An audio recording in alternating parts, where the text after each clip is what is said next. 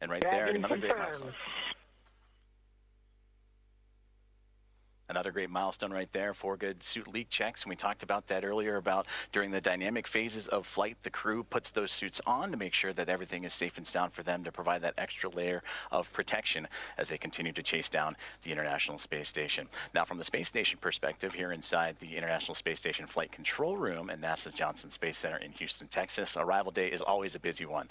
And this morning, with no exception, NASA's astronauts Anne McClain and Nicole Ayers are already in position inside the cupola module, and they're using specialized software to keep track of Dragon's trajectory and confirm it remains inside its designated corridor. Now, the next key milestone that we're going to keep an eye on now is a course correction or a mid-course burn that's pretty much halfway between the AI burn, which went successfully a few moments ago, and then up to waypoint 0, which is really going to start those key gates that the Dragon Grace spacecraft will start navigating on its way towards the International Space Station and docking to that zenith port, that space-facing port of the Harmony module. Now, once Dragon is docked, Nicole Ayers of NASA will be the first one to begin the hatch opening operations. She'll start by opening the large hatch on node 2. That's that zenith space-facing port we were talking about, and that gives the crew access to the pressurized mating adapter. From there, they'll begin pressurizing what's called the vestibule. That's the small space in between the Dragon and the space station hatches. This area was exposed to the vacuum of space before docking, so it'll need to be filled with air to be equalized with both the pressure, both for the spacecraft and anyone inside the space station to equal out and for those to pass through.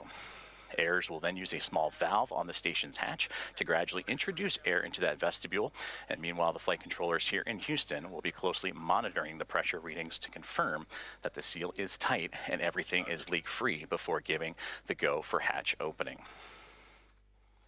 Now, here inside the International Space Station Flight Control Room, the controller is already hard at work. They've been doing so all morning long and well into since the launch, really, and beyond. NASA Flight Director Allison Bollinger and her Athena flight team are leading operations here in the International Space Station Flight Control Room in Mission Control. And then seated to my right, to their right is the Capcom, who you'll hear communicating to the teams on the International Space Station, a part of that big loop. You heard the comms checks multiple times between SpaceX, Dragon Grace, International Space Station, and the teams in Houston, so we're all on one single line of communication. Now, taking a look at who's aboard the International Space Station, we heard them mentioned a little bit earlier on, and currently aboard is the Expedition 73 crew members, and they are led by Commander Takuya Onishi, who is on that far right-hand side, and several members of this expedition crew have celebrated some key milestones for him. For Takuya, he celebrated 200 days in space about 2 weeks ago. Up next is NASA's Anne McClain. She is sitting right in front of Takuya on that right-hand side. She recently celebrated 300 days in orbit this past week. For Nicole Ayers, just on the other side of that Expedition 73 crew patch, she recently celebrated 100 days in space on Monday, and she and McClain are going to be the ones that are going to be monitoring the Axiom Mission 4 team and Dragon Grace to the International Space Station. Then NASA's Johnny Kim, a flight engineer. He is on the back left-hand side of that image. Kirill Peskov of Roscosmos, a flight engineer, celebrated 100 days in space on Monday, and Sergei Ryzhikov, flight engineer, right there in the center. And then you have Alex Zubritsky, a flight engineer of Roscosmos as well.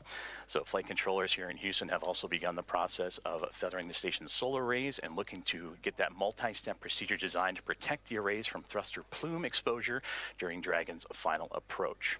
Now, taking a look at the updated timelines and what we're looking forward to, we're about 7 minutes away from that AI mid-course burn, and from there about 27 minutes from that waypoint 0 mark.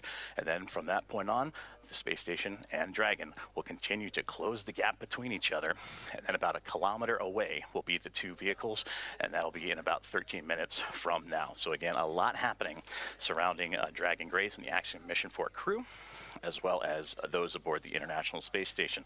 We mentioned earlier that this will become a team of 11 that'll be joined together, and after docking, which right now is continuing to be adjusted, and working closer to about 5:22, approximately 5:22 a.m. Central Time. And then we'll have the hatch opening, which we just walked through the procedures of having to equalize the pressure between Dragon and Space Station so those could pass through. And then we'll have the welcome remarks shortly thereafter. So still a lot of key milestones coming up for everyone on board. But to dive deeper into that that AI mid-course burn, again, that's about the halfway point from the AI burn to waypoint 0, and that gives Dragon the ability to perform a mid-course maneuver, and that will give them to be about 400 meters or so below the International Space Station, and then of course will swing up and over top to then line itself up for waypoint 0, which will be again to the zenith port of the International Space Station.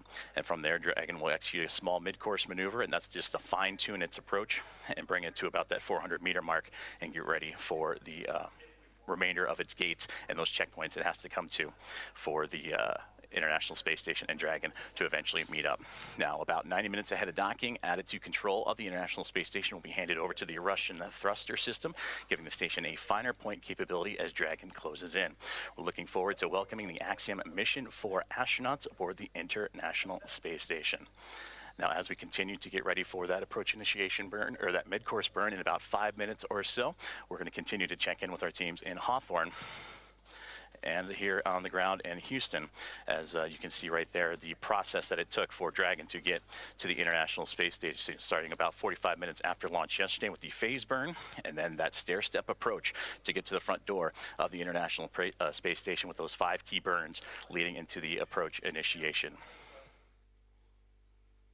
Now, all teams on board the International Space Station have been up and at it early this morning. We talked about the roles for Nicole Ayers as well as Ann McLean getting ready to welcome the Axiom Mission 4 team. You heard the great communications between the two already as they are eager and anxious to welcome Peggy Whitson, the former NASA astronaut and commander of Axiom Mission 4. She continues her record-setting mark as the most experienced astronaut, American astronaut in the history.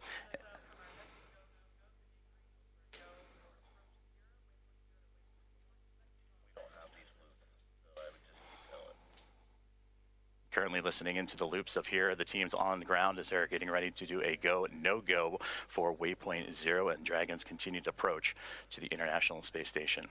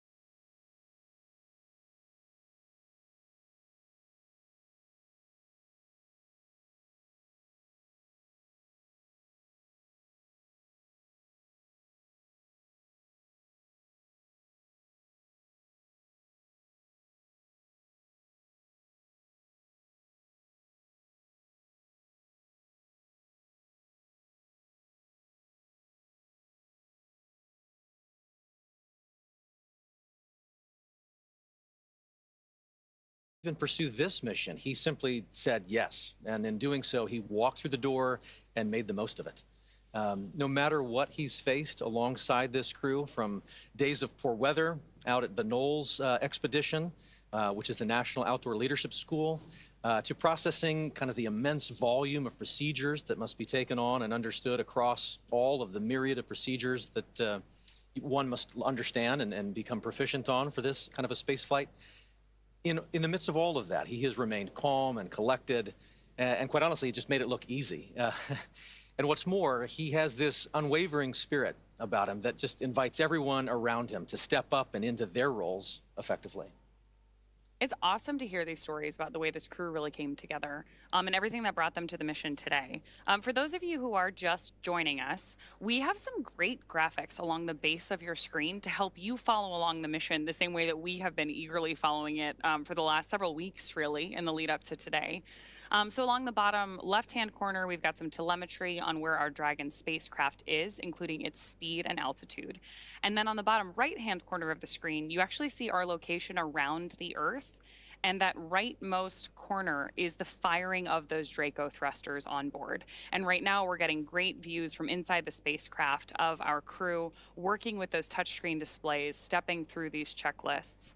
And now we're getting our first views from station looking down at Dragon, which is always my favorite moment of docking. Absolutely. Because you know that the astronauts on board the International Space Station are, we heard it in their voices earlier, are excited for this crew to be on board. It's also one of the few moments where you really get a sense of the speed and the scale of all of this operation, right? Seeing the Earth just roll behind with those clouds, you suddenly get a sense of perspective that is just unlike anything else. Yeah, absolutely. And one of the things that we're doing here and why we're moving so carefully through each of these maneuvers is that, as you've noted here, these spacecraft, both the International Space Station and Dragon, are still moving really fast. So we need them to approach each other with a relative speed that's very gentle so that that docking is smooth and steady, just the way that we intend it to be. But we're still moving like 17,500 miles per hour, lapping the Earth every 90 minutes. So this is a very high speed but careful maneuver to make sure that we get our entire crew safely aboard the International Space Station. Absolutely intricate, methodical, one step at a time. There you go. Speaking of people who are particularly methodical, you were mentioning that Sławomir is like very deliberate in his actions and his lead up to everything with the crew earlier. Sław, yes, as he likes to, as we like to call him, Sławomir Uznanski-Wiśniewski, is quite a lot to say. So they've quite poignantly call him Suave. He is brilliant, and I tell you, but more specifically, Dragon SpaceX on the big loop. Pause here. Ground is go for approach 0. Burn is enabled. Maneuver start time is 9:34 Zulu. As a reminder, Dragon will nominally continue approach through waypoint 1 toward waypoint 2 without stopping at waypoint 1.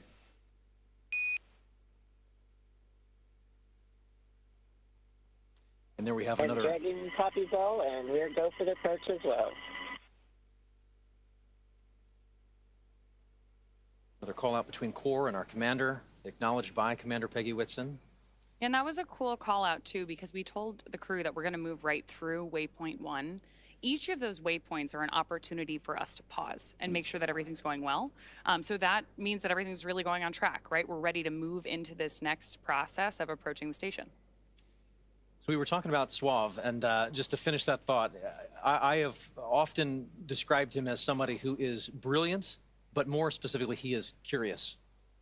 Sławomir is certainly one who is genuinely in pursuit of knowledge and understanding.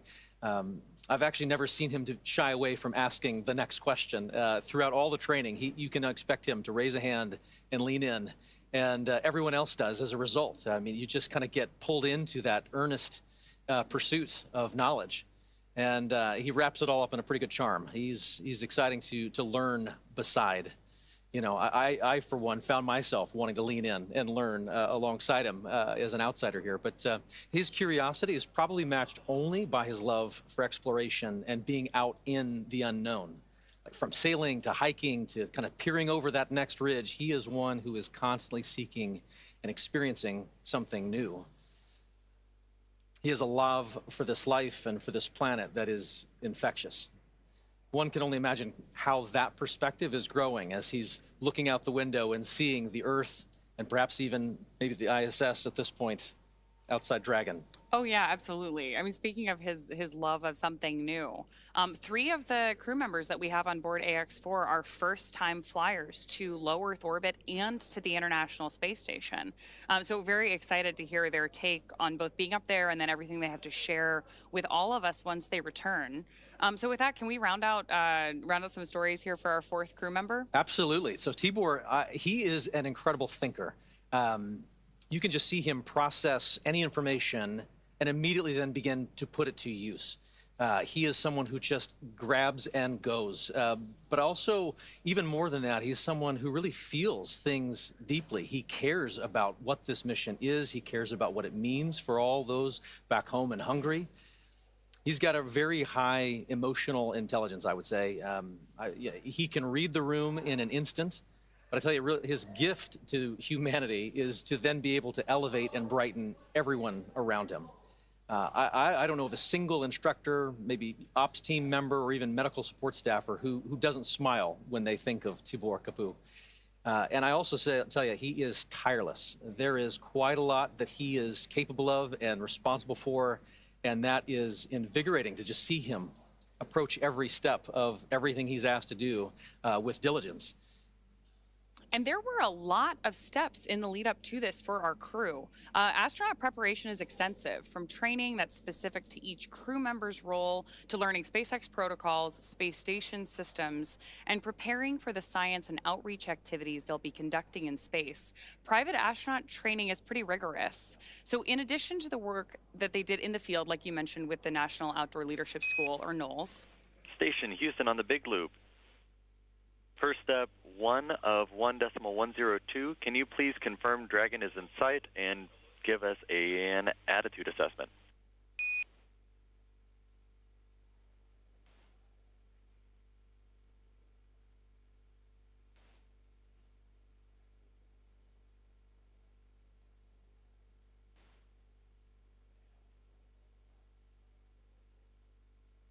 So we are standing by for that update there on the attitude of the spacecraft. Attitude, when we're talking about space travel, means the position of the spacecraft. So with that, I do want to bring it back to the training, because this crew on board AX4 spent 35 days training inside Dragon. To prepare them for flight, our teams at SpaceX spent the last several months teaching the crew about orbital mechanics and how to live inside the Dragon spacecraft. Well, this was more of a review for Peggy Whitson. For the rest of the crew, as we mentioned, this is their first time flying to space. Our training program includes nearly 100 different lessons covering all aspects of the flight. The crew spent time inside our Dragon training spacecraft to run simulations of ascent, space station rendezvous, which we are doing right now, and reentry. And they also spent time at the launch pad in our suit-up room and working through emergency procedures that would be necessary in the unlikely event of a pad abort. And in addition to the critical training from SpaceX associated with... on the Big Loop, come check. Houston reads you loud and clear.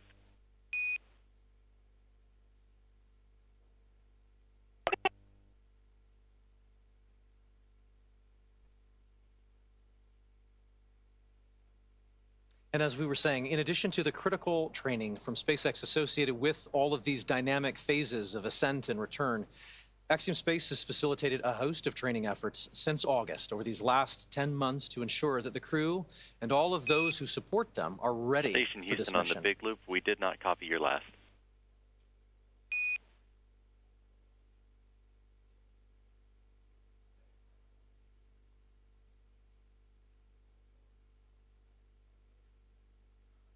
Houston Station on the Big Loop. We have Dragon in sight, and attitude looks nominal. Houston copies. That's a good report. That is a great report. It's always nice to hear those confirmations, especially across the Big Loop, because we are coordinating so many teams for missions like this. Absolutely.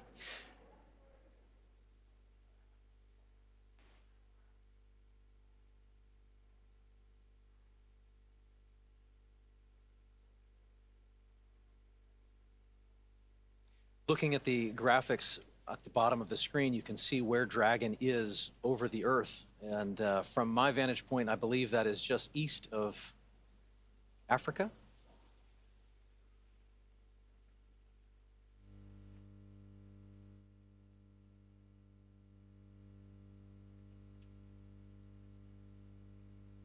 I think one of the things that's the most striking to me is that as we watch all these different visuals come into play, which again, we are bringing you whenever we have them. So when we've got good views, we're sharing them with you. We're really seeing how quickly Dragon is approaching the station. At 429 kilometers above the Earth, they are continuing to raise that elevation, that altitude, and get closer and closer to where they'll be working and living for the next 2 weeks. But again, these visuals just tell an amazing story of where we're going and what we're doing, where low Earth orbit is. It is hard to really comprehend and wrap your mind around the idea of living off planet, and yet visuals like this start to help you make that real.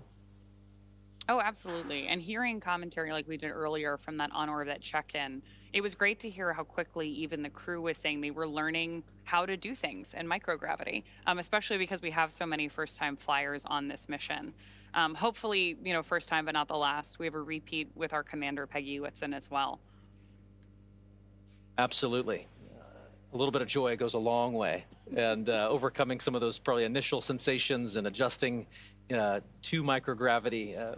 Shubhanshu had mentioned that it was taking a minute to kind of collect himself and find his space legs, but clearly they are all in good spirits and getting ready to get very active on board the International Space Station. Which I'm sure will also be like an acclimation process, right? Absolutely. They've gotten used to Dragon. They've been in flight now for more than a day. All told, from launch to rendezvous at the station, we're looking at about a 28-hour flight. The time is somewhat dependent on the relative position of the International Space Station to our launch site at the time that we launch. But for any time that we're rendezvousing or meeting two spacecraft in orbit, we do have an instantaneous launch window. So we know how long that trip is going to be at the moment that we lift off. And the entire crew operations plan is built around filling that time effectively so that they're well acclimated on board the Dragon spacecraft while they approach the International Space Station.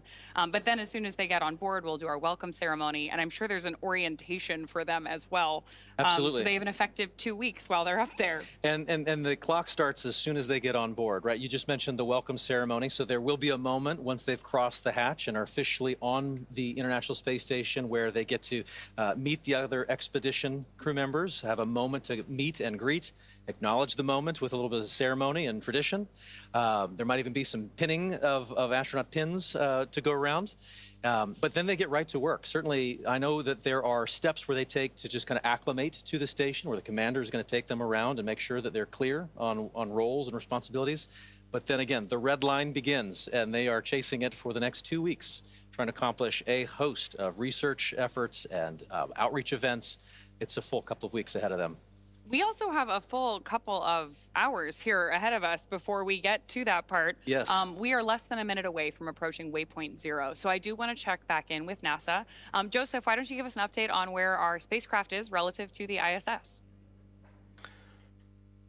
Thank you very much, Ronnie and Paul, as we here in the teams at the International Space Station Flight Control Room tracking the arrival to waypoint 0 for Dragon Grace and the Axiom Mission 4 team, which they have just now hit that mark, which means approximately 400 meters directly below the station. And we can see those wonderful views now, and you can really see that high resolution of Dragon Grace continuing its methodical approach to the International Space Station. We're still tracking a docking time of about 5:18 a.m. Central Time, 6:18 a.m. Eastern. And you mentioned the hatch opening, and then as well as the welcome remarks shortly to follow. Hatch opening roughly about 2 hours or so after the initial contact and capture. And then when the hooks drive, the 12 hooks that are on the bulkhead there of the SpaceX Dragon will connect itself and create that hard mate, sealing itself to the orbiting laboratory. And once the pressure checks and seals will be done, then everything will be pressurized and ready to go. So waypoint 0 has been achieved, and now they're making their way on to waypoint 1. But you heard earlier on the loops that they have received the go to proceed past waypoint 1 and head straight on to waypoint 2. And that means they'll continue to swing up and above the International Space Station, and then what would have been a pause at the 220-meter mark, they'll continue to press forward and look to get to about waypoint 2.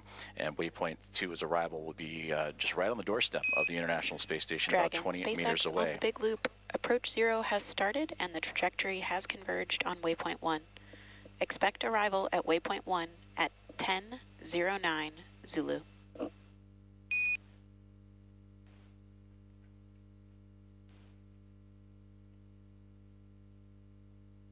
Expecting arrival at waypoint 1 at 10:09 Zulu.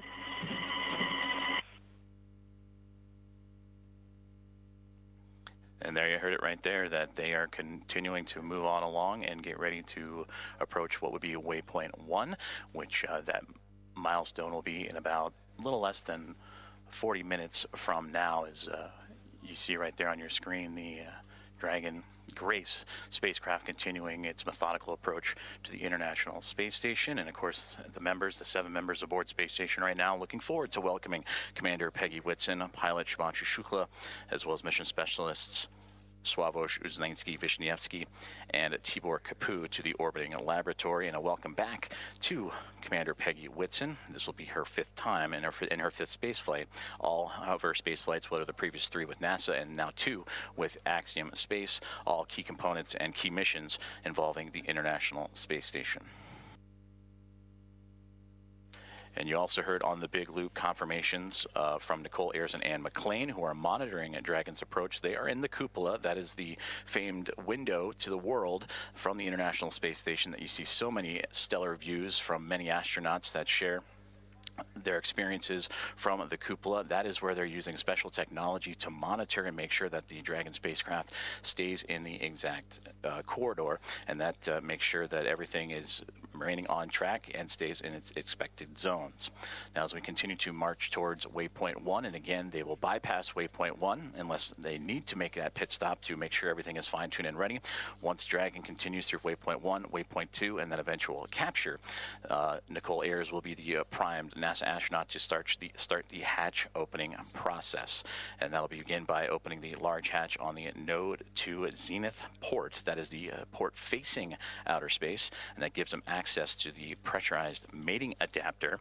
And there, Ayers and McLean and company will then move in and make sure that everything is sealed up once checks have been done and the relative dampening motion has been removed between Dragon and its connection to the International Space Station. And Ayers will pressurize the vestibule, and that is the small space between the hatches of the Dragon spacecraft and the space station.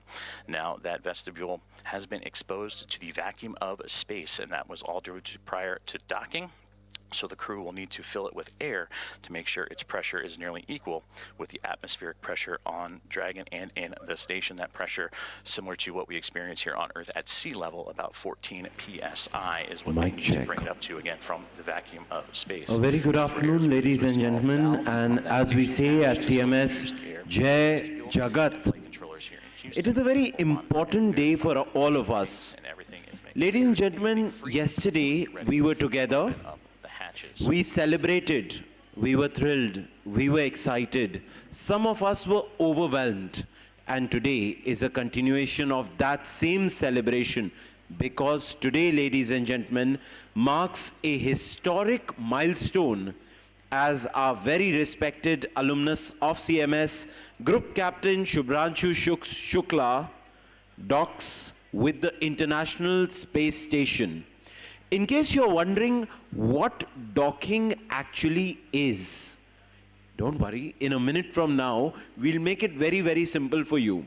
Because I have my peer today, Dr. Harshit Arora, who will be explaining and starting with the process at the very outset that what docking is. And in a few minutes from now, we are going to witness it live. The docking happening at the International Space Station, or rather with the International Space Station, another historic moment, because, ladies and gentlemen, remember, all of us were born under the same sky, but one of us chose to rise above it.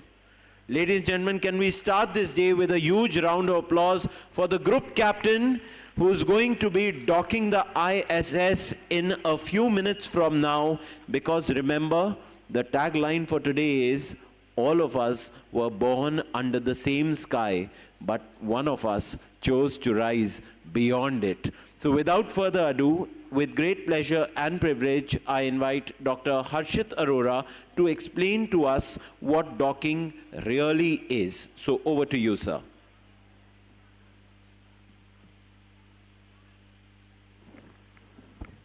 A very good afternoon to all of you. As my dear colleague mentioned, let us try and understand why we are gathered today. We are gathered today to watch the live docking of the spacecraft that we all witnessed launch successfully into the space. To understand what docking means, as a spacecraft is launched successfully, it docks autonomously. By autonomously, I mean it docks without a manual control by the astronauts sitting inside the spacecraft. This process is closely monitored by Mission Control Center, a mock-up of which we have it at the back of the auditorium, just behind the glass doors. A Mission Control Center monitors all the operations, all the navigations, cameras, and sensors within the spacecraft, which we all witnessed yesterday. When the spacecraft is about 20 meters away from the ISS, which stands for International Space Station, we witness a soft docking, a soft contact. By soft contact, I mean it approaches very softly and a ring is attached to the docking port, which is given onto the International Space Station. When soft contact is enabled, we have a hard capture stage. By hard capture stage, I mean that all the locks, all the hinges are locked tightly so that there's no air pressure difference, there is no safety leakage, and the astronauts fly into the International Space Center safely. Then there's a series of safety checks, and then we have the process of hatching. By the process of hatching, I mean the astronauts, including our very own alumnus, CMS's Shubhanshu Shukla, affectionately known as Shux, flies into the International Space Station from the spacecraft. To demonstrate this process, we have a short video, animation video of docking. Can we have that video played onto the screen? Thank you. And we're going to be racing that sunset. The approach has resumed. Dragon closing in. We're inside 20 meters. And yeah, that crew hands-off point should come up in about 3 minutes or so. Right before we get that final docking, it comes about 20 seconds prior, or just about 2 meters away from the station still. And that's just the crew not issuing any abort commands. At that point, it would be too late. And so any aborts would be executed automatically by Dragon itself.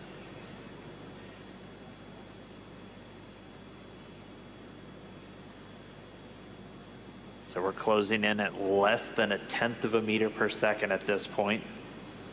You can see that in service section of Draco is doing all these very small, minor attitude corrections. Really, the autonomous docking system at work, making sure that the vestibule and the soft capture system is lined up with Day-2. It's the International Docking Adapter.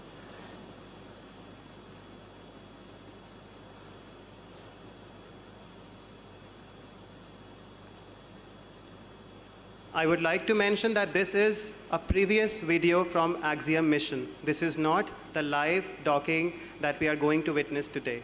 This is just for our understanding.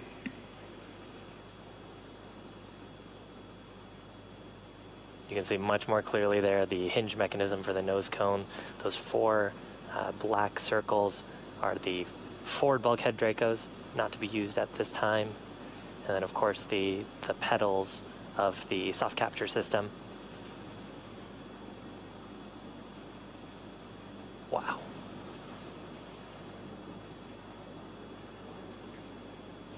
Dragon on the big loop. We're inside 10 meters. We cannot make out the docking target, but we do see the outline. We copy and concur, 10 meters. All right, we're less than 10 meters away. Again, we're closing at that rate of less than 1/10 of a meter per second. We should be just about 1 minute 45 seconds away from docking. There's a center line camera right in that middle, so you can see where the forward hatch is, and right in the middle of that there's a window, and there's a center line camera that is aligned with the center of the vehicle and the center of the docking mechanism. So that is what the autonomous docking system is using to line up with sort of a cross-hatch, cross-target on the docking port. Again, the forward docking port on PMA2, or the pressurized mating adapter.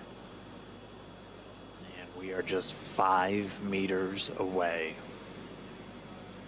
Again, we're racing that sunset. This Dragon continues to close, 4 meters to go. Those shadows of the space station on the vehicle.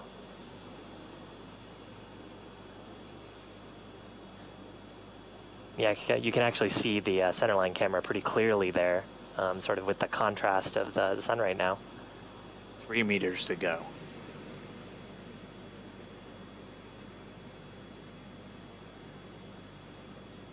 Two meters. We are inside the hands-off point, the chop, the crew hands-off point. 1 meter to go.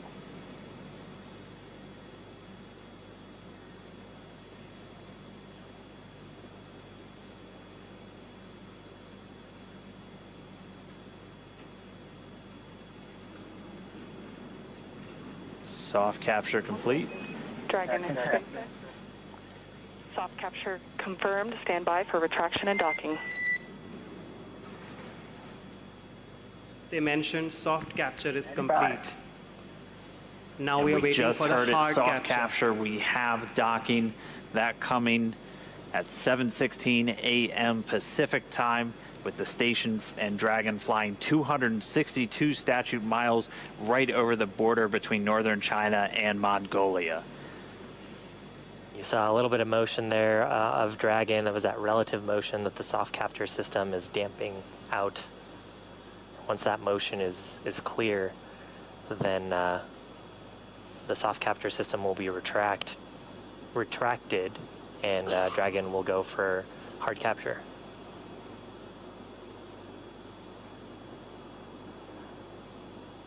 Again, if just now tuning in, that soft capture, that docking coming 7:16 a.m. Pacific, 10:16 a.m. over on the East Coast. Dragon and the International Space Station were flying 262 statute miles right over the border between northern China and Mongolia. So that soft capture ring now going to retract. It's one more step on the way to docking complete. On board. Yeah, and so the next step here is once the soft capture ring is retracted, there are 12 latches that we refer to as hard capture latches.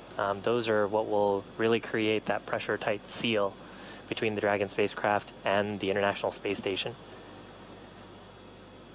There you so go. Once soft capture is complete, and hard capture, I believe we'll get that call from on the left-hand side. You see the spacecraft. On the right-hand side, then you see the ISS wing. They both are docked. The crew, of course, aboard have this information on their displays, so they'll also see indication of hard capture complete. And once those two steps are done, then that's docking complete. That's right, and we're expecting to hear some words from everybody. A pretty monumental moment. I mean, for Doug Hurley, he's returning to where he last docked almost 9 years ago on the very last space shuttle mission, now commanding the very first commercial spacecraft to deliver astronauts to the International Space Station. That's got to be cool for them. They've mentioned quite a few times that they're best friends. Our favorite dads in space, as we've been calling them. This has got to be really cool for them. It's got to be really cool for their families too, watching this.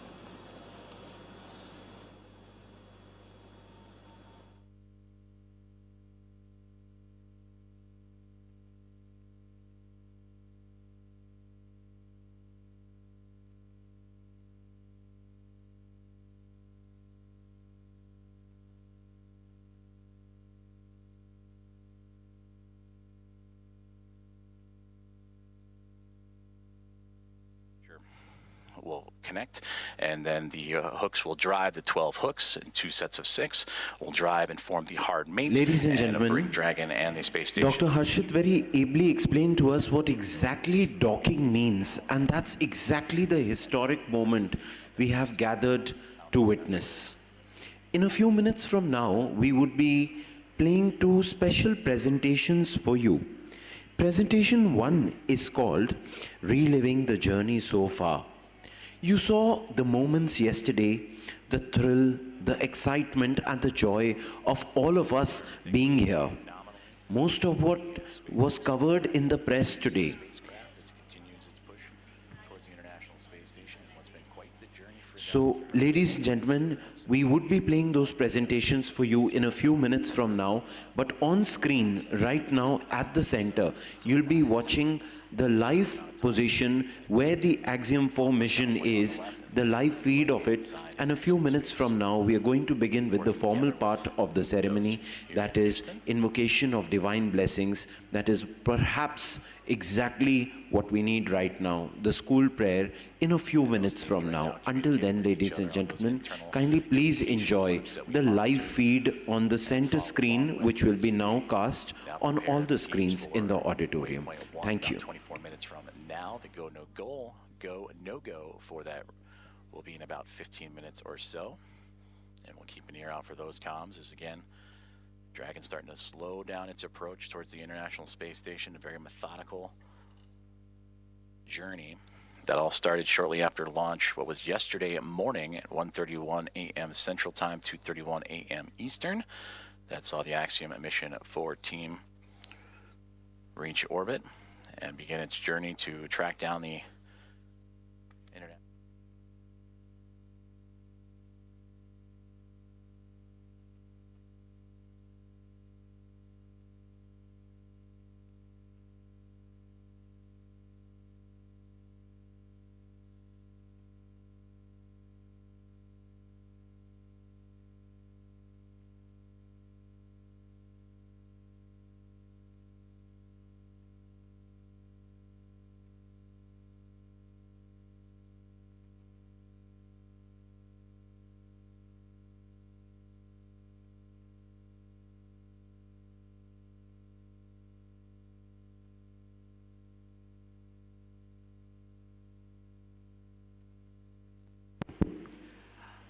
Hello again.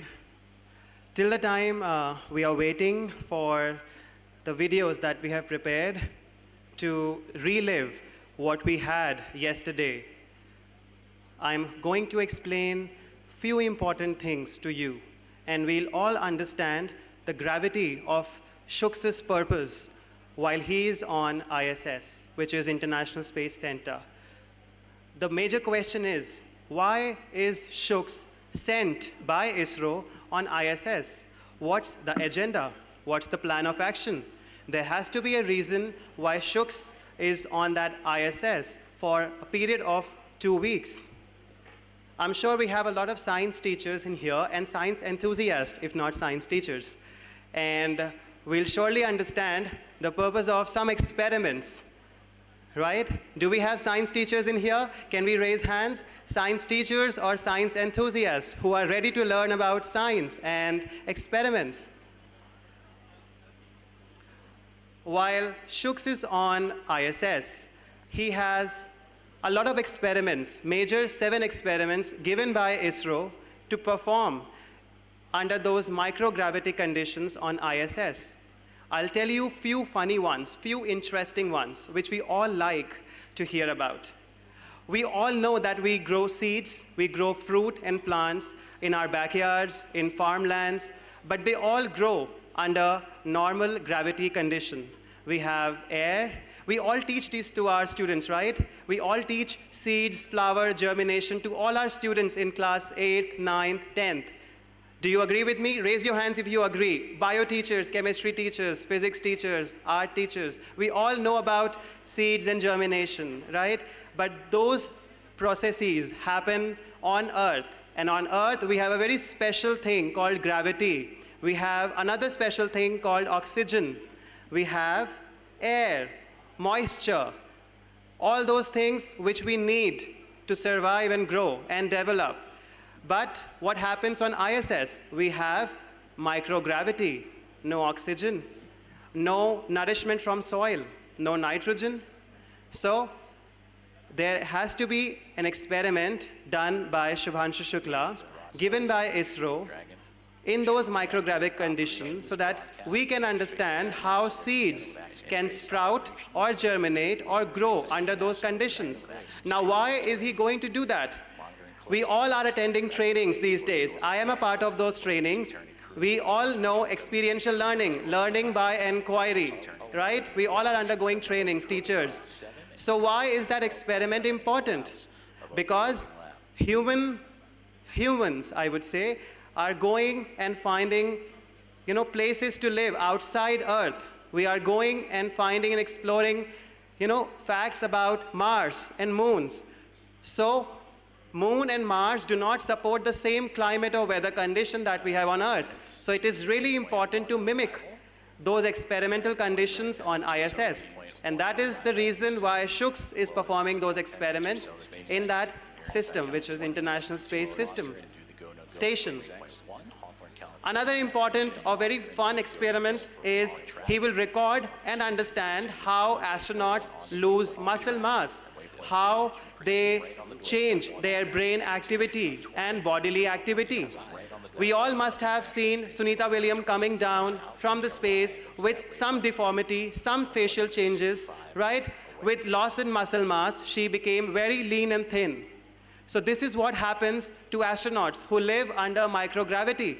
They are not living on Earth. So their body, their brain, their muscle, everything undergoes a lot of changes, biological and chemical changes.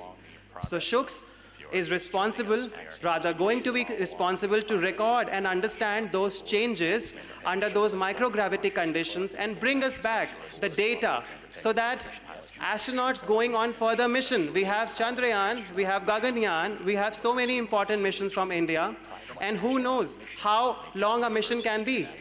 Sunita Williams stayed there for months. We never expected that. We always expect for a period of 14 days or maximum 20 days, but who knows what happens in the space station. So there has to be better designs, innovative designs, so that astronauts can stay there comfortably without losing a lot of their bodily faculties, and that is why these experiments are very much important to us. Not just space. In our classrooms, I have experienced this. Some classrooms timetables are like 30 minutes a period, while some important ones, or during the exam times, they extend up to hours and 1.5 hour to 2 hour a period. Student has to withstand those long durations of study. So this experiment for astronauts can be translated to better ergonomical designs for students to sit for longer hours to study without losing concentration and spinal activities. Another, last but not the least, I'm only talking about the fun experiment, the fun science experiment, which we all can mimic in our classrooms so that students can understand and engage. He will explore a specific bacterium. It's known as cyanobacterium. And bacterium is a living organism. Living organisms undergo photosynthesis, a very basic concept to produce food for them. He will understand cyanobacterium's properties and capability to photosynthesize to prepare food under those microgravity conditions, so that when we as humans settle on Mars or moons in a couple of years, I would say 100 years or 200 years, we have a life support system on those planets.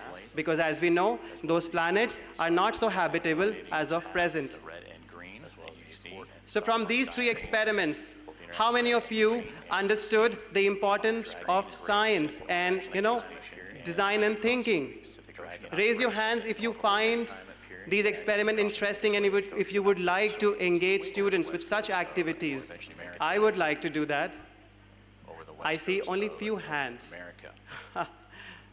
It is very important to engage students in classroom to connect with the global picture of these experiments. These are not just experiments, but there's a bigger picture attached to it, which is the growth, development, and technological innovation of human beings on Earth to prepare them for the next planet. Thank you. Journey over the Pacific Ocean, and for the Dragon spacecraft, the journey over the Pacific Ocean. Now about 15 minutes spacecraft approaching waypoint 1. Now about 15 minutes from that point. And we'll continue to bring those great views. You see. Thank you so much for explaining this so well, Doc. Well, moments ago we were talking about something. There is one more thing that, ladies and gentlemen, you could carry back home after this grand ceremony of human spirit you're going to see. Remember, sky is not the limit. Sky is not the limit. The human mind is. So with this idea, I leave you with the live feed, and in minutes from now, we are going to start with the formal part of the ceremony. Ladies and gentlemen, please continue to enjoy the live feed as it's displayed on the screen. Thank you. 40+ anxious and ready to, as the crew join the Expedition 73 crew to aboard the International Space Station. Expedition 73 crew at those aboard the International Space Station. Introduce them to take a look. Welcome the Axiom Mission crew members. And introduce them commander that will welcome the Axiom Mission for Japan Aerospace. They are led by Commander Agency, who just recently celebrated the Japan Aerospace 200 days in space, who just recently celebrated McLean, NASA Flight Engineer, 200 days in space. Will be there as well. And McLean, NASA Flight Engineer, NASA astronauts monitoring, will be there as well. Her and Dragon's approach the International Space Station for McLean, celebrating 300 Dragons approach the International Space Station for McLean, celebrating for Nicole 300 days in space. This past Monday, celebrated week 100 days for Nicole in microgravity. They're also joined by NASA astronaut Johnny Kim, flight engineer, and Roscosmos cosmonauts Kirill Peskov. For Peskov, he would also celebrate 100 days this past Monday as a part of the Crew at 10 team. And then Roscosmos cosmonauts Sergei Ryzhikov and Alexei Zubritsky also joining the cadre of 7 astronauts and cosmonauts aboard the International Space Station.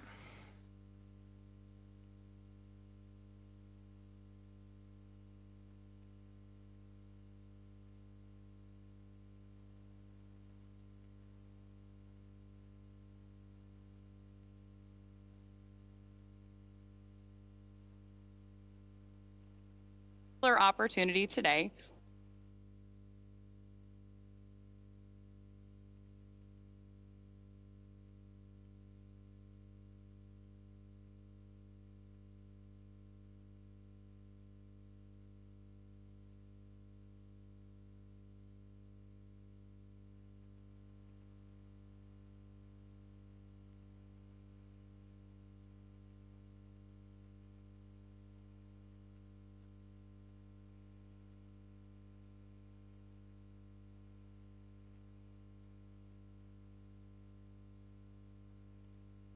Are you guys ready to see Shux live from in the spacecraft?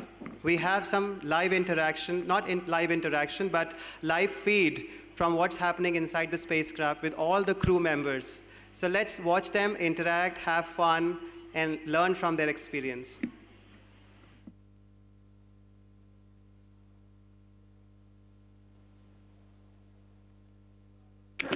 Welcome, Earthlings, from Grace. We are in the newest capsule, Dragon capsule, and we are very happy with her. She's got a little bit of a new spacecraft smell, and we're loving her a bunch.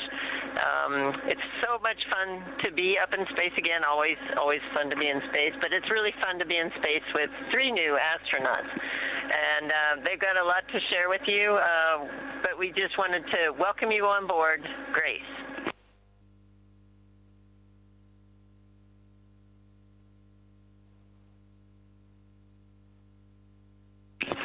and we are here not only 4 of us, but we have with us our zero-G indicator, Joy, that started to float with us just when we injected into orbit.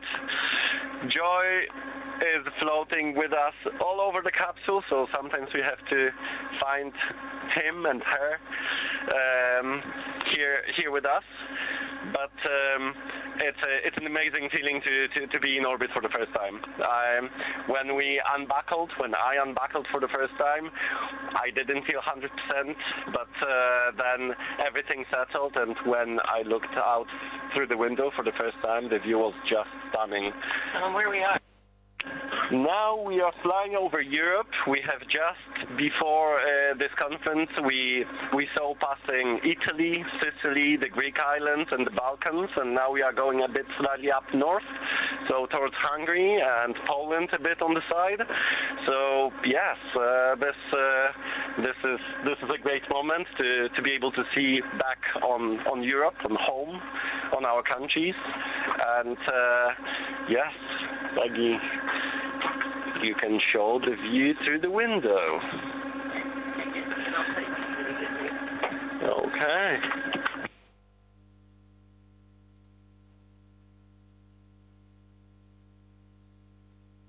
And over to Shux.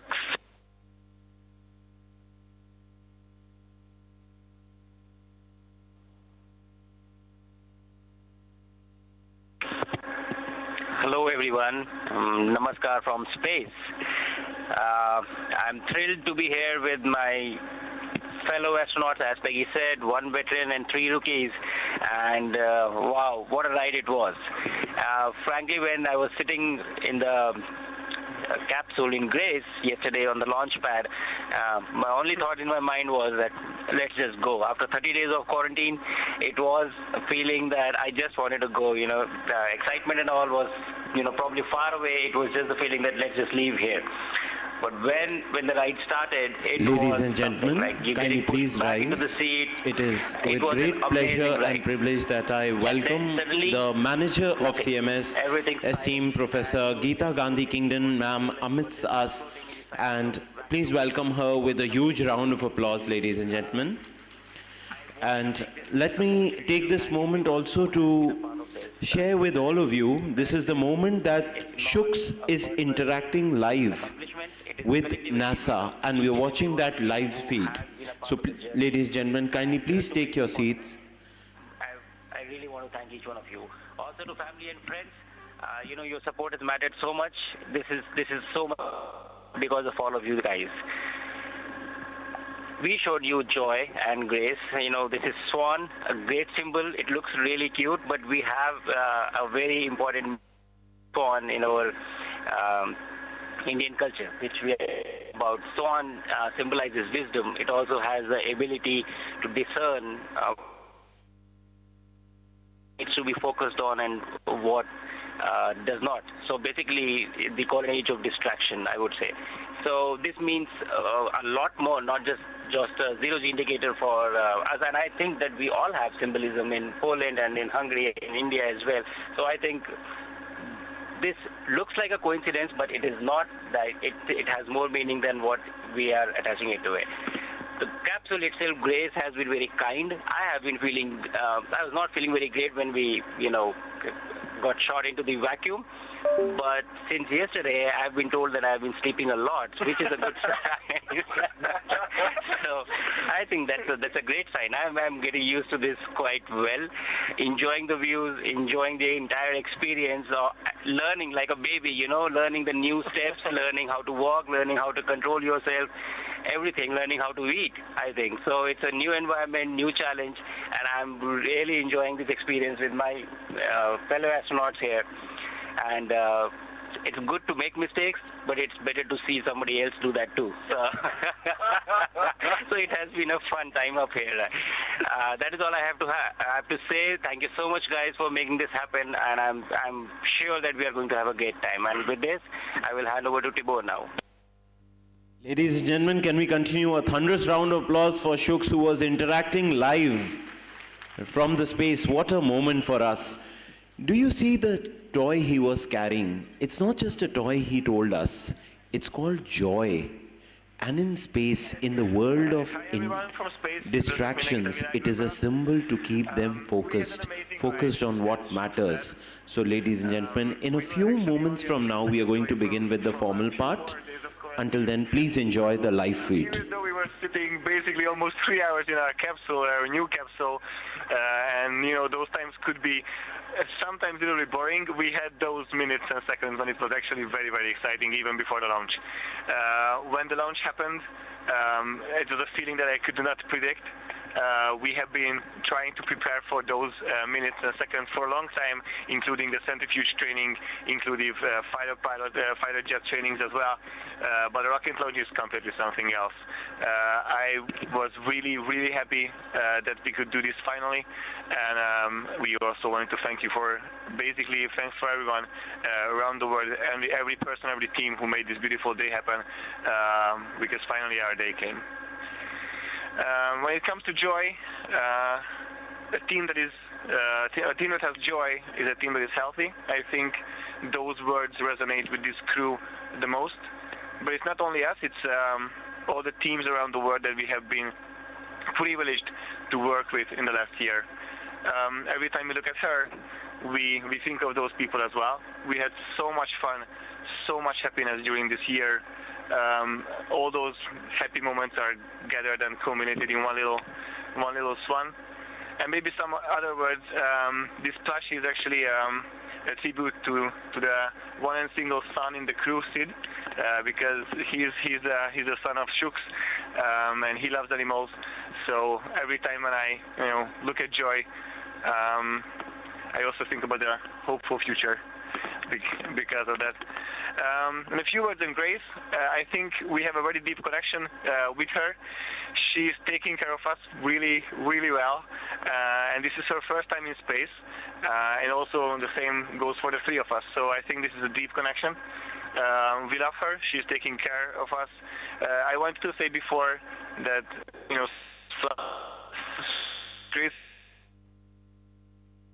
Grace flies pretty loudly, but that's only true for the first 10 minutes. Yeah. Ever since then, we have been really, really quiet in space.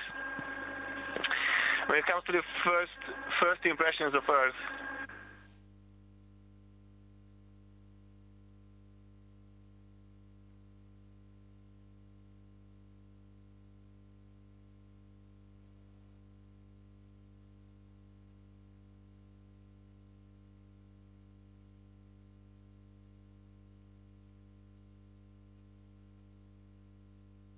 Ladies and gentlemen, please remember this is a live feed, and every word means just so much of wisdom. We also inaugurated her, and when it comes to SpaceX Dragon capsule, and ladies and gentlemen, please put your hands together, because along with our very esteemed manager of CMS, respected Professor Geeta Gandhi Kingdon ma'am, and ably accompanied by the principal of CMS Aliganj, Shivani Singh ma'am, is the parent of the one, the only, and the greatest Group Captain Shubhanshu Shukla. So please put your hands together in applauding for ma'am and the family of the Group Captain, the mother and the father, the family of the one, the only, and the greatest. That is the title I have for him, Group Captain Shubhanshu Shukla. We are so honored. We are filled with pride, with joy. In fact, we are overwhelmed at your joining us, at your being with us. Ladies and gentlemen, minutes ago I was mentioning that all of us are born under the same sky, but one of us chose to rise over it. And the parents of this great soul, the parents of this great human being who has challenged all limits, who has proven to us that the only limit that there is the human mind, are here with us. A human being who exemplifies greatness, a human being who exemplifies that nothing is impossible. a human being who lives the ideology of CMS. Ladies and gentlemen, and at CMS we celebrate excellence. Please welcome the parents of the great Group Captain Shubhanshu Shukla with a huge round of applause. Ladies and gentlemen, make sure it's thunderous.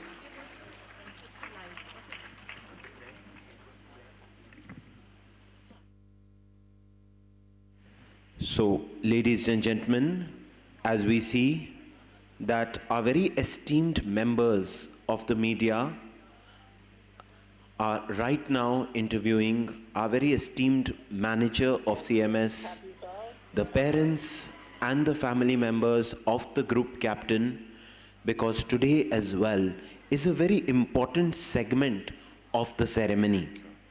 Ladies and gentlemen, today marks a historic milestone as the group captain Shubhanshu Shukla, lovingly addressed as our very own Shux, docks the ISS, docks the International Space Station on the Axiom 4 mission launched from NASA's Kennedy Space Center yesterday. So, ladies and gentlemen, members of the media, we are entering into a very solemn part of today's ceremony, which is the prayer, the school prayer. And the school prayer means a lot. Ladies and gentlemen, this is exactly what the group captain and his team needs right now, divine blessings. So may I request all the members of the house to please take their seats, because in a minute from now we'll be starting with the school prayer, after which you may kindly please enjoy the live feed from the mission, and all of us will witness another historic moment, the docking. So ladies and gentlemen, may I please request you to please take your seats for a moment, as right now may I request the multimedia to please play the school prayer. Ladies and gentlemen, please rise for the school prayer.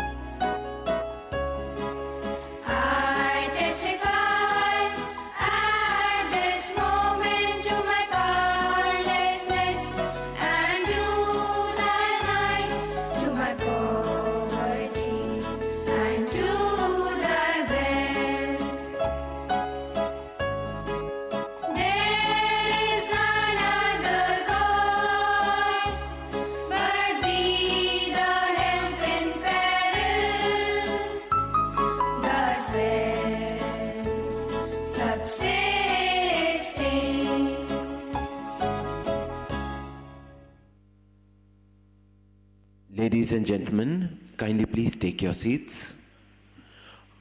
I know all of you are waiting with bated breaths to watch this historic moment, a moment that will go down the history of humanity. But it is most essential and important at this point in time to listen to the words of wisdom of the manager of CMS. May I please request the esteemed manager of CMS, respected Professor Geeta Gandhi Kingdon ma'am, to kindly please address all of us. I know members of media are here, principals of CMS are here, teachers are here, friends of CMS are here, and we can watch on YouTube so many of you who have tuned in live on YouTube from across the world. So, ladies and gentlemen, kindly please put your hands together for our very esteemed manager, Professor Geeta Gandhi Kingdon ma'am, who will address us at this point in time. So, over to you, ma'am. Warmly welcome. Newly illuminated International Space Station is two craft navigating its way over North America. पत्रकार बंधुओं से प्रार्थना है कि आप सीढ़ियों पर बैठ जाएं, जहां से आपको जो भारत की जो फर्स्ट फैमिली है आज, शुक्ला फैमिली, उनकी फुटेज आप बहुत अच्छे से ले पाएंगे, सभी पत्रकार बंधु अच्छे से ले पाएंगे। कृपा करके बैठ जाएं और आगे की प्रोसीडिंग्स को थोड़ा सा अच्छे होने में आपको भी अच्छा लगेगा, क्योंकि आज का दिन शुभांशु शुक्ला जी के बारे में है। आज का दिन इस चीज़ के बारे में है कि वो बहुत ही successfully that he should launch, he should dock into his craft should dock into the International Space Station. Bharat के लिए तो ये बहुत बड़ा दिन है, बहुत गर्व का दिन है, और हमारे उत्तर प्रदेश के लिए भी ये बहुत ही बड़ा दिन है। उसके साथ साथ लखनऊ के लिए, लखनऊ वासियों के लिए it is a momentous occasion, and of course क्योंकि वो हमारे स्कूल के छात्र रहे हैं, इसलिए हम सब बहुत उत्साहित हैं। We are very, very excited for his mission. And I know that probably most of you were not here yesterday. Could you raise your hand if you were here yesterday? अगर आप थे, तो बहुत ही कम लोग हैं जो यहाँ पर थे कल, और बाकी लोग नहीं थे। तो मैं आपको, मुझे पता चला है कि उनकी जो डॉकिंग है वो कुछ ही मतलब वो थोड़ा सा 10-15 मिनट प्रीपोन हो गई है, तो 4:30 के बजाय वो शायद 4:10 तक या 4:15 तक हो जाएगी, विच मीन्स कि अभी हमारे पास 25 मिनट बाकी हैं। तो मैं आपका ज़्यादा समय नहीं लूँगी, लेकिन I want to say something that I said yesterday at the risk of repetition.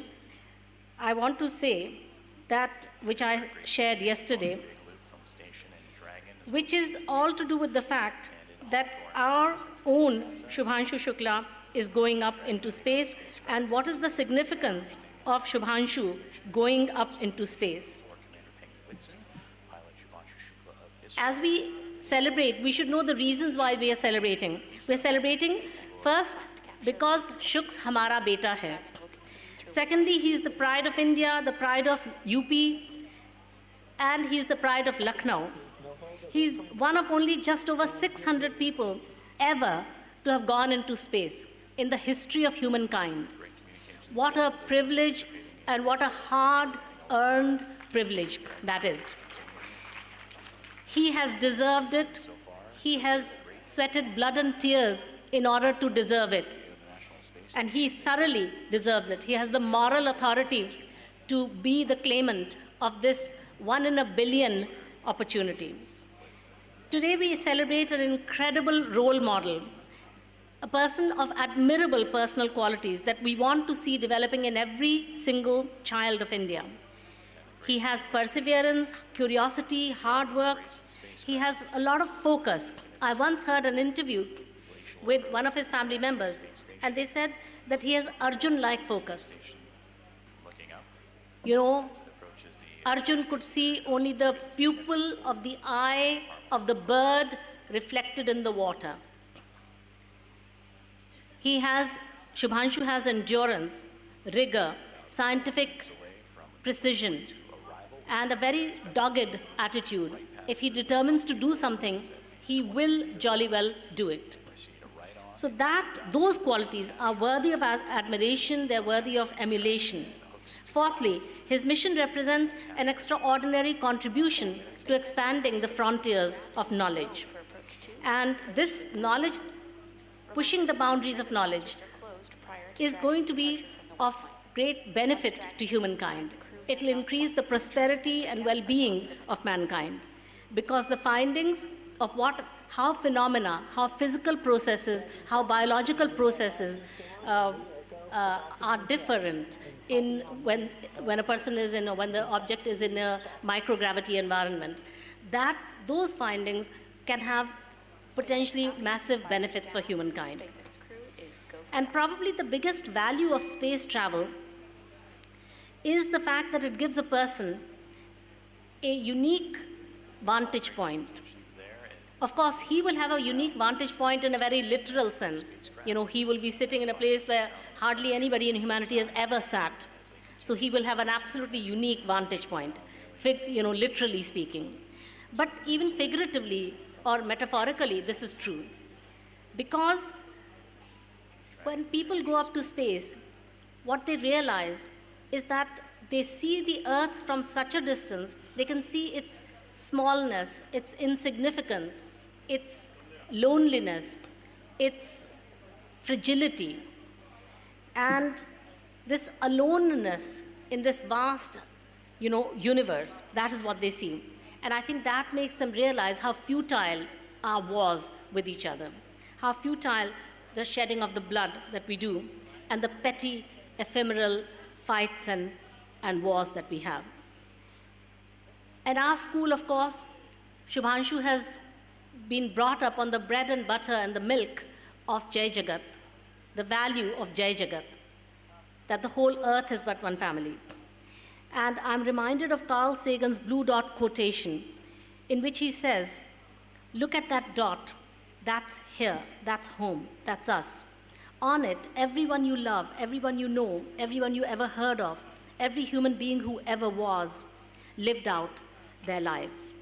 The aggregate of all our joy and suffering, thousands of confident religions, ideologies, and economic doctrines, every hunter and forager, every hero and coward, every creator and destroyer of civilization, every king and peasant, every young couple in love, every mother and father, hopeful child, inventor and explorer, every teacher of morals, every corrupt politician, every superstar, every supreme leader, every saint and sinner in the history of our species lived on this earth, which is on a moat, which is like a moat. It's like a little speck of dust suspended in a sunbeam. And he says, the earth is a very small stage in a vast cosmic arena. Think of the endless cruelties visited by the inhabitants of one corner of this pixel on the scarcely distinguishable inhabitants of some other corner.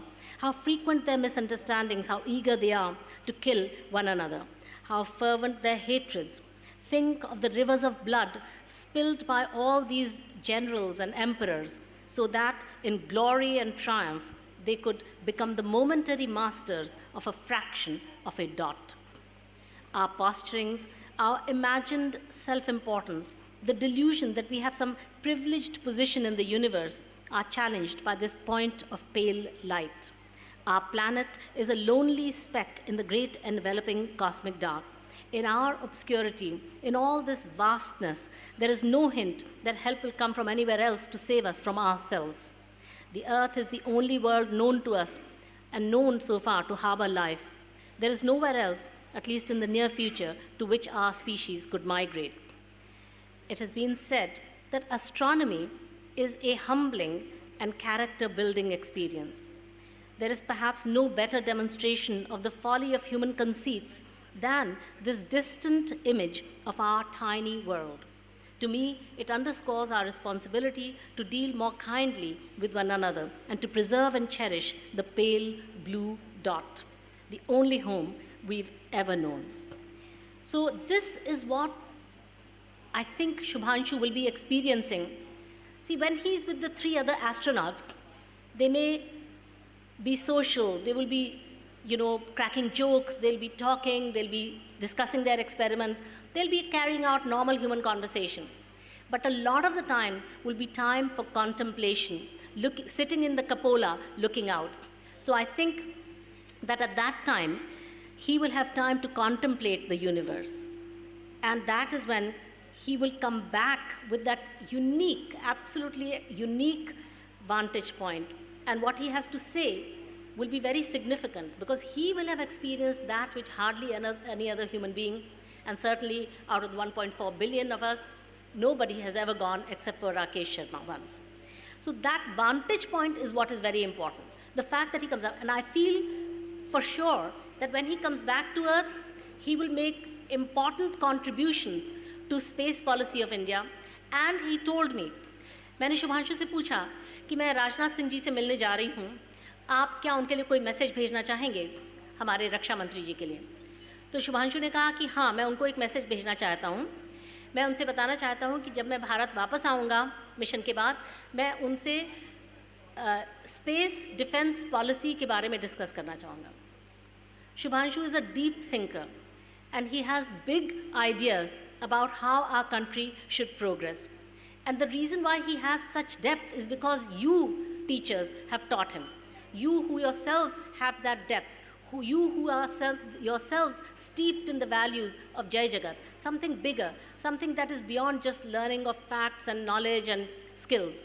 It is knowing how to be a good human being, a contributing human being, and somebody who gives more to society than that which they take from it.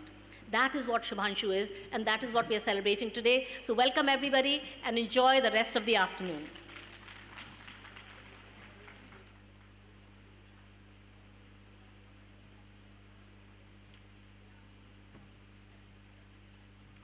Ladies and gentlemen, can we have a huge round of applause for Professor Kingdon?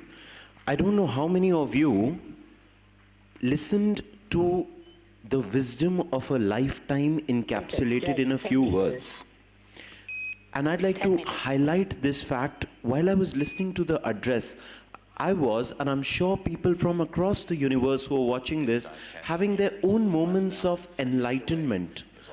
That was a wisdom of remembering that we live on a blue dot, and all the petty fights or the triumphant achievements, whatever opposite polarities of life we may have, the highs or the lows, the friends and the foes, the conquerors or the ones who have lost, are all on a blue dot, a pale blue dot. But today we are celebrating a triumphant victory. As I said, all of us live under the same sky, but one of us has chosen to rise above it. So without further ado, ladies and gentlemen, we are tuning into the live feed, because in a few minutes from now, we are going to witness a historic moment, the docking. So it's the time that you pray, it's the time that you send out your blessings, it's the time that you radiate as much light and positivity as possible. Over to the live feed.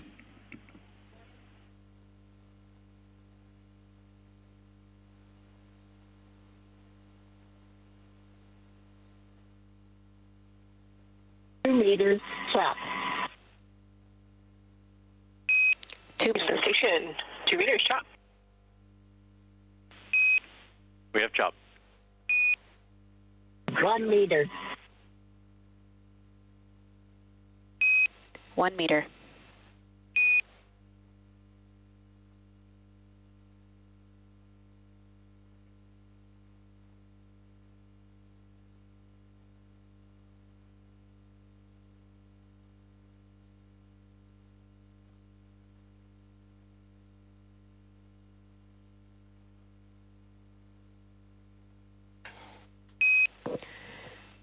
Dragon contact and soft capture complete.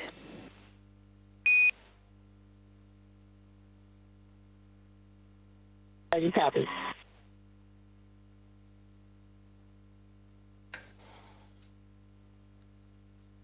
Dragon Grace and the Axiom Mission 4 crew have arrived to the International Space Station at 5:31 a.m. Central Time. Ladies and gentlemen, it calls for a standing ovation. We saw a historic moment. It's not a moment that we can just clap. We have to make it thunder. What a moment. The soft docking has taken place. There's more to happen. What a moment. Please continue these round of applause and continue to send out the positivity and good vibrations, because your vibrations at the speed of light will reach Shux. And firmly secure Dragon to station. You may please take your seats, ladies and gentlemen. There's more to come. And again, Axiom Mission 4 and its commander Peggy Whitson, pilot Shubhanshu Shukla of ISRO, and mission specialist Sławosz Uznański-Wiśniewski and Tibor Kapu of ESA and Hunor have arrived to the International Space Station with contact at 5:31 a.m. Central, 6:31 a.m. Eastern, as the two were orbiting over the North Atlantic.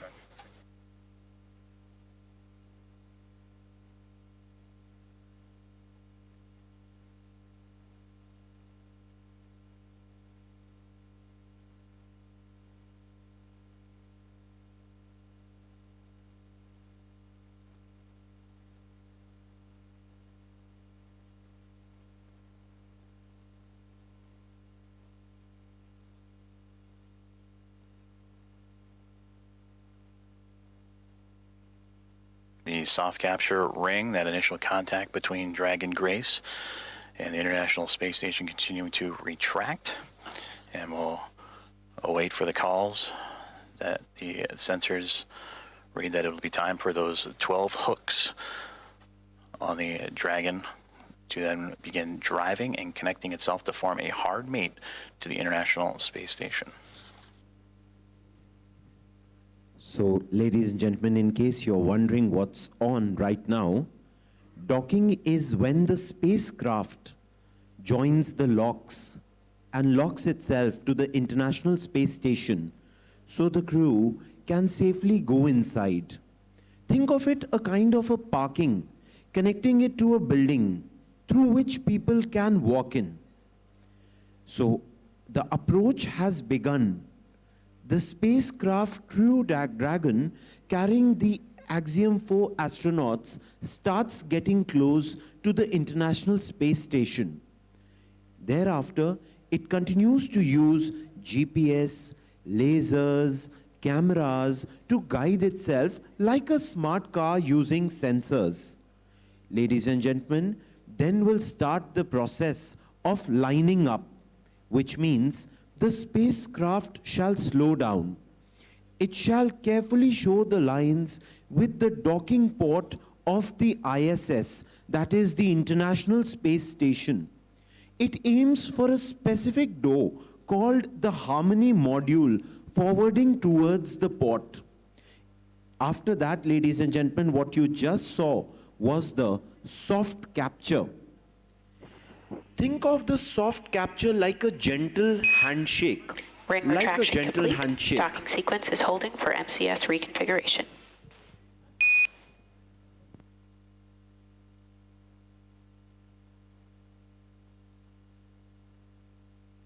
Esteemed members of the media, may we please request you to take the seats.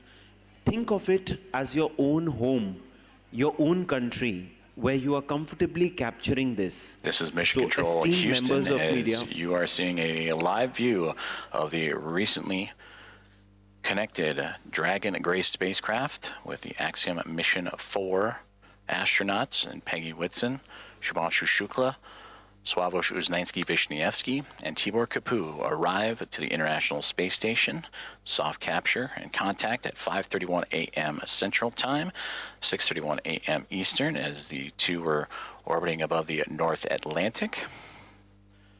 And right now, the two mated with that soft capture, the soft capture ring retracting to pull the spacecraft closer to the International Space Station. And once given the go, the ring or the hooks around the Dragon nose cone will drive and connect to form a hard mate.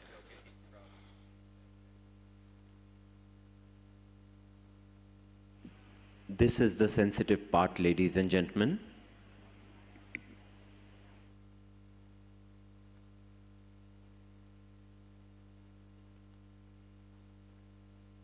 Teams on the ground in both Houston. Station Houston on the big loop. MCS configured, proceeding with hook driving.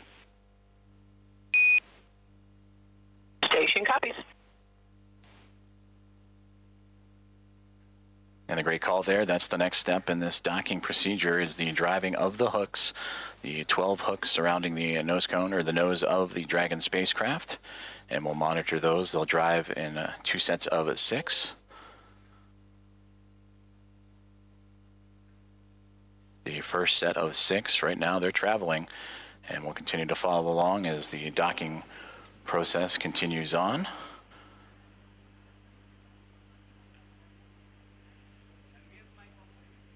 And then after that first set of 6, the second set will drive and connect Dragon to form a hard mate to the International Space Station.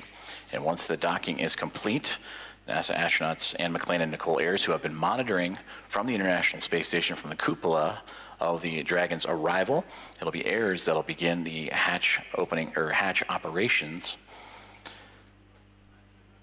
And that'll start by opening up the main hatch on the Node 2 Zenith section of the Harmony module. That's what you see Dragon connected to. And what's separating that module and the Dragon spacecraft is that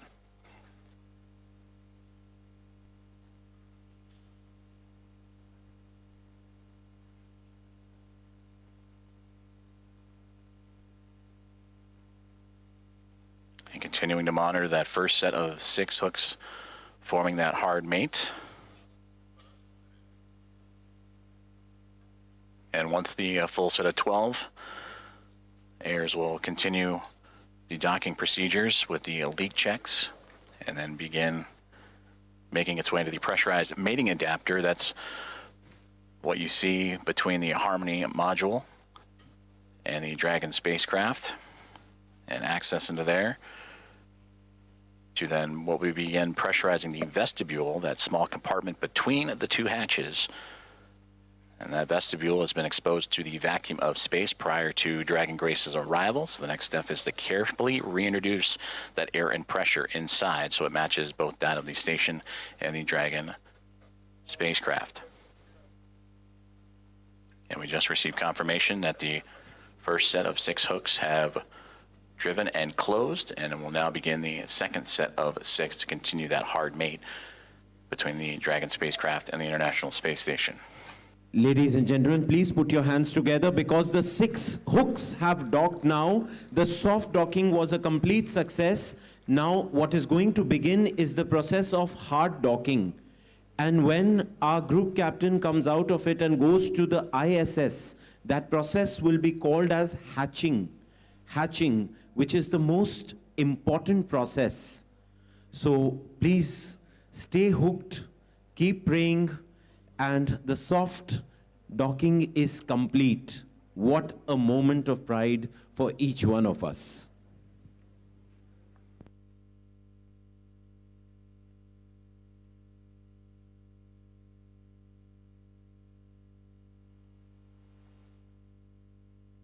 Ladies and gentlemen, in case you're wondering, why hasn't the hatching begun yet? This is Mission Control Houston, They're checking the air pressure. Aboard the Dragon Grace spacecraft have connected to the International Space Station at 5:31 a.m. Central Time, currently in the process from soft capture to the hard mate to the orbiting laboratory.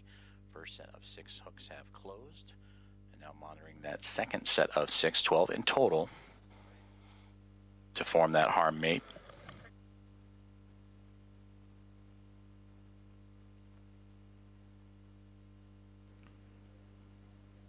Ladies and gentlemen, any moment they will hatch from the Axiom 4 to go towards the ISS. And right now the air pressure is under check. Dragon, SpaceX on the big loop, hard capture complete.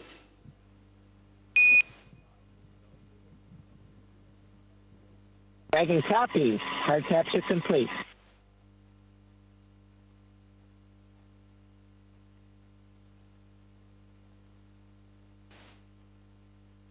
And we just heard confirmation there. All 12 hooks have closed, and that is a hard mate to the Dragon Grace spacecraft and the International Space Station, completing from soft capture to that hard mate. Another round of applause, ladies and gentlemen. From 6 hooks to 12 hooks have been docked. So the soft capture ring retraction in progress, and then it'll be on to establishing umbilical connections between the spacecraft and the International Space Station. That'll allow for the transfer of communications and power through those umbilicals. So we're Dragon, you see that upper portion that's mostly black against the vacuum of space, but that's the solar arrays to provide Dragon power. Once those umbilicals are connected, that power will then be provided by the International Space Station, and communications will have that hardline connection with the umbilicals as well. So ladies and gentlemen, they're waiting so that the air and once pressure... those umbilicals have been connected, that'll complete the docking process, and that's when NASA astronauts Anne McClain and Nicole Ayers, namely Ayers, will jump into action and begin the leak checks and hatch opening procedures. And that'll allow the pressurization of the vestibule, the space between the Dragon spacecraft and the International Space Station, to be brought to pressure equal to that of what is inside station and inside the Dragon spacecraft, about 14 psi, what you experience here on Earth as sea level. And then from there, the hatch operations will continue. And the Axiom Mission 4 team will make its way on board the International Space Station with welcome remarks soon to follow.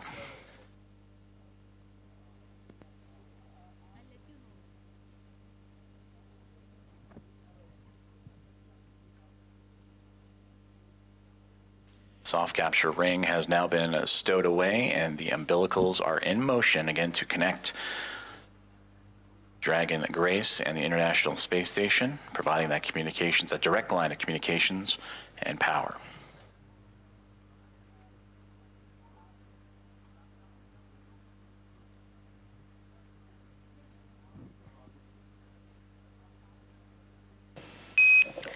Dragon SpaceX on the big loop, docking sequence complete. Ground will be Ladies and enabling gentlemen, the hardline power docking and sequence comm is connection complete. shortly. Please, can we have a huge round of applause? Procedure 4.012 And begin may I request post-docking all cabin the members of the configuration audience per to move 4.400 forward, especially in the parallel. ones at the back, so that we can capture this moment in a full auditorium. Please move forward, take the seats in front. 4.012 and 4.400 are inward, and Grace is happy to be on Harmony. Ladies and gentlemen, we'd like to capture this moment with all of you doing a standing ovation and clapping really loud so that the media, everyone can get a good shot of this. Please rise and put your hands together up in the, high up in the air. From Houston, welcome aboard the International Space Station. It's an honor to have you join our outpost of international cooperation and exploration. Seeing the astronauts come out of the Axiom 4 going into the space station, and this is a historic moment. Ladies and gentlemen, hands up in the air, and if you want, you can wave out. Feel that Shux is right in front of us in the screens and he feels our vibe. May I see all hands, both the hands up in the air, moment for all waving. And even from the space station we are hearing the commentary. It's a historic moment for the humankind. One of us has broken the barriers. We were born under the sky, but one decided to go above it. Ladies and gentlemen, you may please take your seats. We will do another standing ovation in a few minutes from now when our one, the only, the greatest Group Captain Shubhanshu Shukla, our very own Shux, enters the ISS, the International Space Station.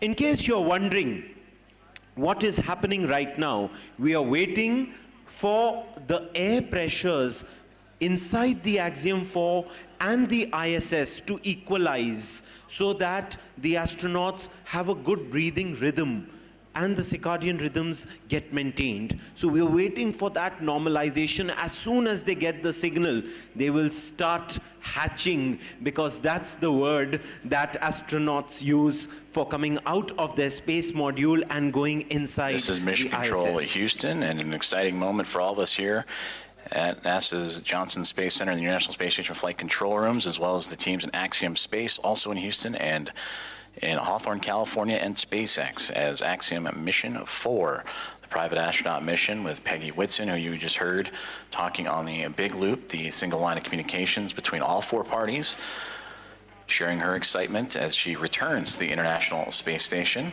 bringing up first-time flyers and pilot Shubhanshu Shukla of ISRO, and mission specialist Sławosz Uznański-Wiśniewski of ESA.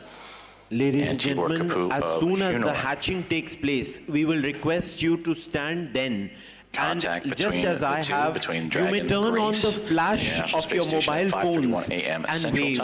I request you all to keep the flash of your mobile phones ready, because the moment our Bharat ka beta, Hamara Shux, comes out of the Axiom 4 and heads towards the ISS, we will have our cell phones out with the flashes, and we are waiting for that moment to come. What an important moment in the history of mankind. And then move right into those operations. First, we'll open the large hatch at the Node 2 Zenith, or the space-facing port side of the Harmony module, and that's what you see, similar to where that NASA logo is. That's the Harmony module. That pressurized mating adapter is jettisoning up into and connecting to the Dragon Grace spacecraft. Ladies and gentlemen, the announcement was that the air pressure is almost equalized. Remember, as soon as the air pressure between the Axiom 4 and ISS becomes the same, they will start hatching. Be ready, ladies and gentlemen. As soon as this announcement happens, we will stand with our flashlights on and celebrate the victory of India, celebrate the victory of the world, celebrate the victory of the humankind. Including the we are few seconds away. Esteemed members of the media fraternity, our very esteemed members, you may please take your seats. Introduce that air into the vestibule. And flight controllers here in Houston will continue to monitor the pressure and temperature readings inside and verify that everything is A-OK and leak-free before we get ready to open up the hatches. They are getting ready to open up the hatches, ladies and gentlemen. It may happen any moment. From that Please capture be ready. moment, which again was 5:31 a.m. Central. Esteemed members of the media fraternity, Eastern over the North the family Atlantic. and all of our audience would like to witness this live on screen. The hatches and welcome in Axiom Mission 4 to the International Space Station. We are ready, almost there, almost any minute.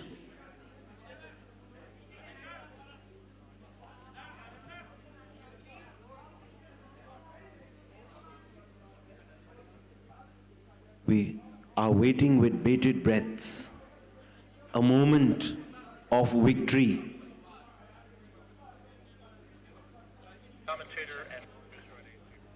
SpaceX Dragon on the big loop. Com check on the cabin mic. Peggy, I have you loud and clear on the cabin mic on the big loop. Ladies and gentlemen, Bharat Mata ki! Bharat Mata ki! One day, one day, one day. Jai Jagat! Jai Jagat! Jai Jagat! Can we say it 3 times? Hip hip hip! Hip hip hip! Dragon, SpaceX on hip, hip. the ground. That call on the cabin mic actually came over. Ladies and gentlemen, it's time to keep your mobile phones ready with the flashlights on. Raise it up, high up above. Thanks for the catch. And start waving it. Ladies and gentlemen, your cell phones, your light, reaching up to the skies any moment. We're all waiting for this moment. A moment that the Prime Minister had announced for, that he had been waiting for. A moment that the Chief Minister had announced. A moment that the heads of the world nations have been waiting for. The entire world is watching. The brave astronauts who have defied gravity that naturally keeps us grounded. This is Mission Control Houston as we continue to follow along the progress of the contact capture and beginning of hatch opening procedures as Axiom Mission 4 has arrived to the International Space Station with contact at 5:31 a.m. Central Time. The soft capture and ring have been Ladies and gentlemen, keep waving your cell phones. Around the live announcement from the bulkhead there of the Kennedy Space Center is any minute. Mating adapter have latched on to create the hard mate. The umbilicals have been extended. This is a very sensitive process. Allow for Dragon to very run important on process. So they are taking their time to ensure that the air pressures have equalized. And now looking at approximately 8:35 a.m. Central Time for welcome remarks, and shortly after the Axiom Mission 4 team make their way through the hatchway and into the International Space Station. They're about to make their way from the Axiom 4 into the International Space Station. That's the announcement. Live from Kennedy Space Center. Isn't this moment history, ladies and gentlemen? Docking procedures between the soft capture ring, the hooks, and umbilicals have been completed. On the big loop. Node 2 overhead hatches open. Houston copies.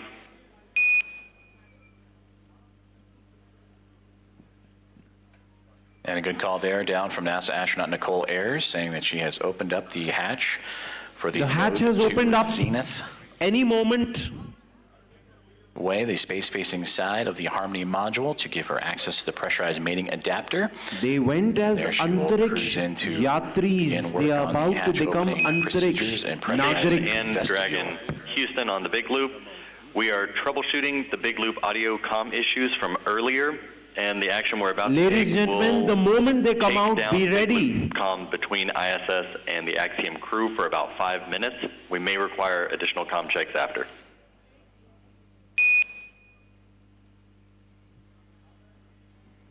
They have Station copies. Dragon copy.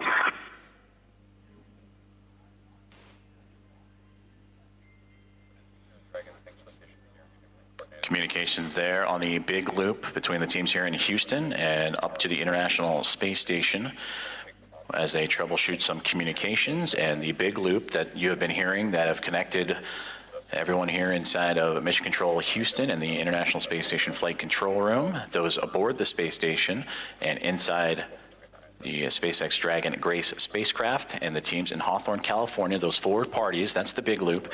They will troubleshoot those communications for about 5 minutes and then recheck. But you heard just prior to that NASA astronauts Anne McLean and Nicole Ayers have begun the hatch opening procedures, in which the large hatch at the Node 2 Zenith, that's the space-facing side of the Harmony module, has been opened, and that will allow for them to begin the hatch opening procedures and pressurize the vestibule, which is what, in addition to the comms checks, we will monitor, as Ayers will use a small valve on the station's hatch to slowly introduce air into the vestibule. That's the gap between the Dragon spacecraft and the International Space Station that has been exposed to vacuum. And from there, they will match the pressure, the atmosphere inside both station and Dragon.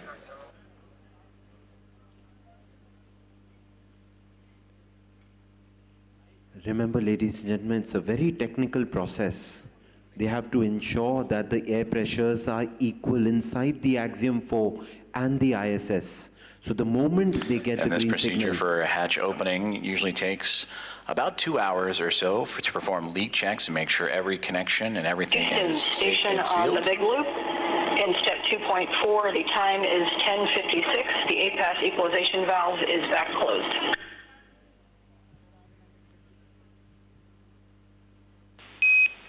Houston copies. That's a good config. Expect at least 15 minutes before we continue. Station copies.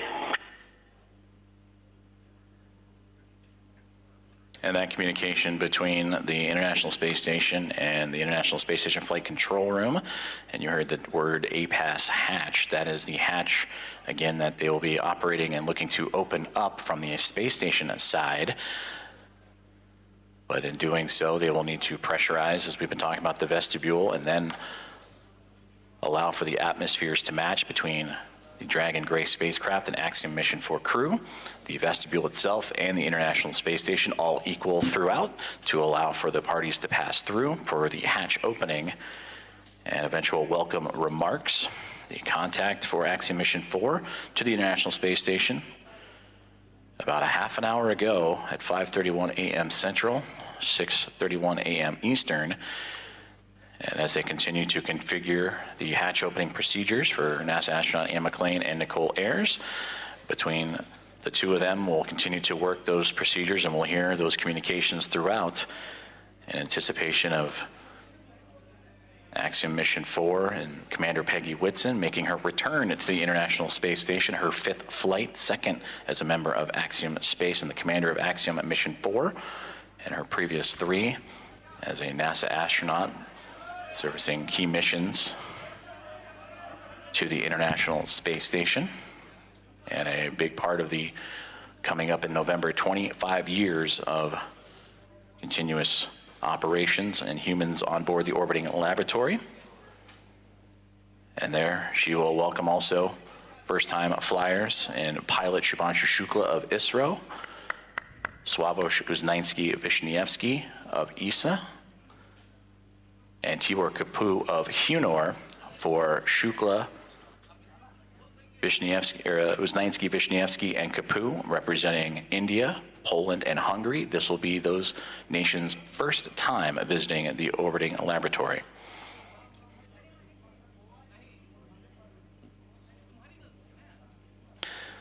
And with that, from Axiom Mission 1 through Axiom Mission 4, the International Space Station will have welcomed 14 different private astronaut crew members representing 11 different nations, showing how private astronaut missions truly expand access to the International Space Station for more nations, people, and opportunities.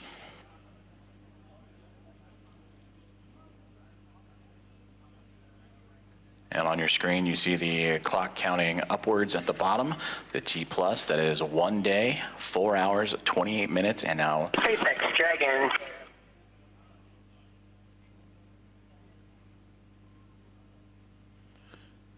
So ladies and gentlemen, the live feed is on. Remember, this is a sensitive process. Dragon, SpaceX on the big loop.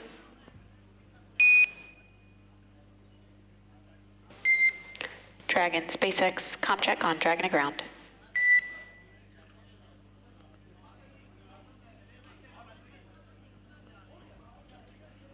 For those of you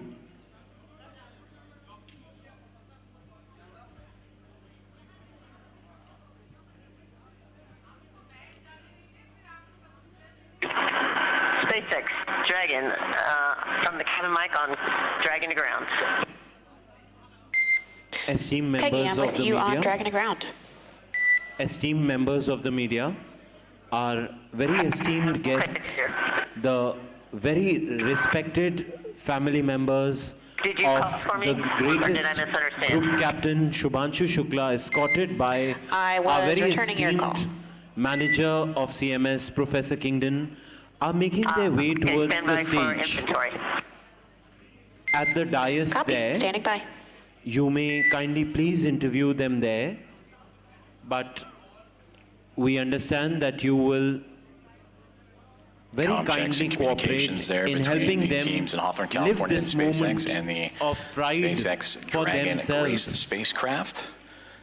As we heard earlier that they were troubleshooting some communications and looking to bring back on the big loop that connects the teams on the ground in SpaceX and NASA, as well as the teams in the International Space Station and the Dragon spacecraft 4, itself.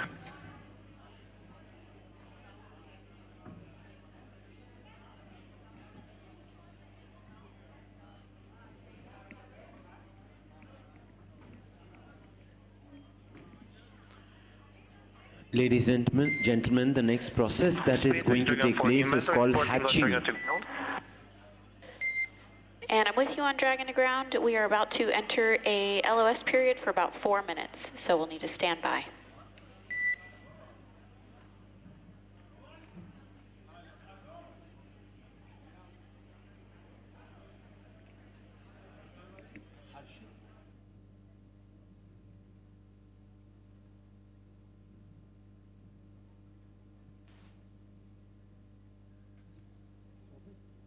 Communications between SpaceX and the crew aboard the SpaceX Dragon Grace spacecraft, saying they are upcoming on a period of LOS, or loss of signal, that's anticipated as the International Space Station and the spacecraft orbiting around the Earth and transfer of satellite signals. Right now they are making their way over the southern Indian Ocean and about to head into a period of orbital nighttime, as we will get back views as soon as we have them.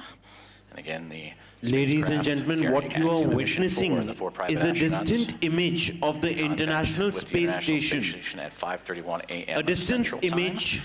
This docked over United States of America, and right now it's inching closer to southern part of Africa. The ISS is over the southern part of Africa, and very soon we will see the live hatching process happening as soon as the air pressures equalize. Remember, this process takes a bit of time because it's a very sensitive process. It's a very technical process. So what you're watching right now is a live feed of the International Space Station. You can see it moving over the planet from the space high above. For as many times as we have had the privilege of supporting crews headed to and from the International Space Station, I'm certain that it is an incomparable experience. Something that unless you're on board, you can't possibly understand what it really feels like. Paul, and I'm confident that you and I cannot do it justice even attempting to tell everyone joining us today about it. So instead, we have invited Axiom Space's own commander, Michael Lopez Alegria, to share from his previous experiences. LA, MLA, or commander, you've got a few designations, right? For those who may not know. How you doing, Paul? Good to see you, Ronnie. Hey, it's good to see you as well, sir. Thank you for joining us this morning. Yeah, good to be with you. So for those who may not know, I've got to share a few stats here just to make sure people understand who we have joining us today on the show. You've flown to space 6 times, 2 of those to Dragon, on Dragon for Axiom Space. You've got a running total of, say, 296 days, 16 hours, and 15 minutes, give or take or so, in space. You've conducted 10 EVAs over the course of your career, and when you're not in space, you're helping get others at Axiom Space to space, right?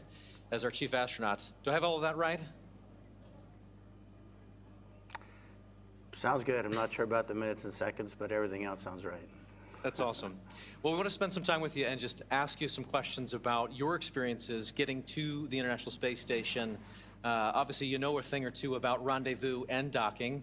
So the first question is simply, we've just watched Dragon Grace dock to the space station. You've done this several times. What's the mindset for a crew at this point in the mission?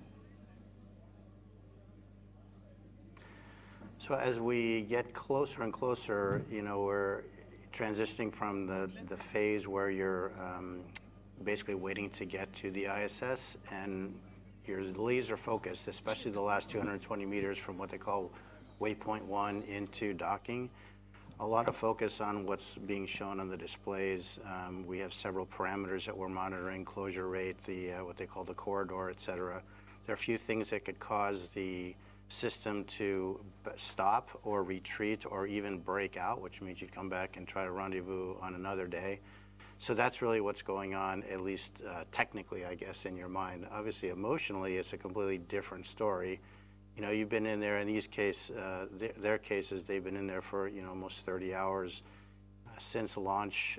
Not a ton to do, and so they're very eager, I'm sure, to get aboard the ISS and start working.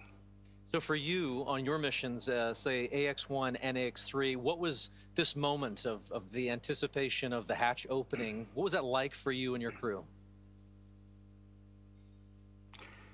You know, like a lot of spaceflight, it's very busy, and you're trying to juggle a couple of different emotions. I mean, obviously, one is you've got a lot to do. They're getting out of their suits. They're putting on their flight suits to get across. They've got some reconfiguration of the onboard systems to take care of. So on that plane, you know, you're sort of focused on the task at hand. But secondarily, you're thinking, again, a lot about, you know, what it's taken to get here, what is this going to be like when I float aboard the ISS for the first time. So there's an emotional component that is also pretty strong. A lot going on. So backing up even further, before you get to that kind of emotional moment of crossing the threshold, tell me a little bit more about the journey to get to that point. We on this end get to see launch, ascent, and then spacecraft separation. But after that, as you mentioned, you're kind of on your own. What are some of the hallmarks of your transit up to the station? Yeah, as you know, Ronnie, from the time of post-orbital insertion, when the Dragon is configured for on-orbit operations, until you really start the approach initiation, you're basically playing catch-up. And I heard it very well explained by John yesterday on the broadcast during launch, that it's basically you're on the same lane as the ISS, but now you've got to catch up. And the way we catch up is by having an orbit with a lower altitude than the ISS. So we actually go around the Earth a little bit faster each time. And with each lap around the Earth, we get closer and closer. And so there's not a ton to do. Those maneuvers to adjust the orbital altitude, we call them burns. They happen, first of all, automatically. Of course, we are monitoring when they're going on. But between those things, there's not a ton to do. The Dragon is a very efficient spacecraft for what it is meant to do, which is transit to get you from the Earth to the ISS. but it's not really cut out to be an on-orbit anything really. So you're just sort of hanging out. They'll have they will have had a sleep period while they wait to get there, but there isn't a ton to do between those maneuvers, and so it's really kind of a hurry up and wait. Again, a lot like a lot of human spaceflight, very intense activities followed by some pretty long lulls occasionally. And so then when do you get to go from that free-flying like transit mode to the rendezvous and docking phase? Yeah, so after that series of maneuvers to change the altitude, we start approach initiation. And I would say that the transition is really when the spacecraft starts pointing at the ISS. Until then, the attitude is really optimized for power and communications considerations, but when it gets beyond a certain point, it starts actually looking at the ISS, and then you start being able to pick it up in the displays through the forward-looking cameras that are on board. LA, you've described the moment of getting into microgravity as you've transitioned into another plane, another world, another moment. Can you share a little bit of that thought, that mindset as you transition from obviously the acceleration of launch into microgravity and being in that other world? I'd love to hear your perspective on that transition. Yeah, you know, Paul, it's interesting. I mean, it really is kind of like a parallel universe in a way. We all live our lives in 1G pretty much our entire lives. But when you make that transition, it really is a very different sensation. For the first time you feel it, you can't even believe it. I mean, it's a little bit like the 0G airplane that we are trained in, but of course, instead of lasting 20 seconds or so, it lasts effectively forever.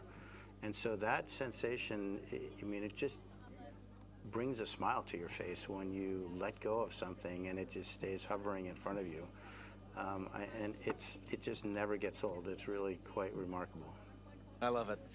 And obviously our crew in Dragon right now is in that other plane, in that other world of microgravity, being constant.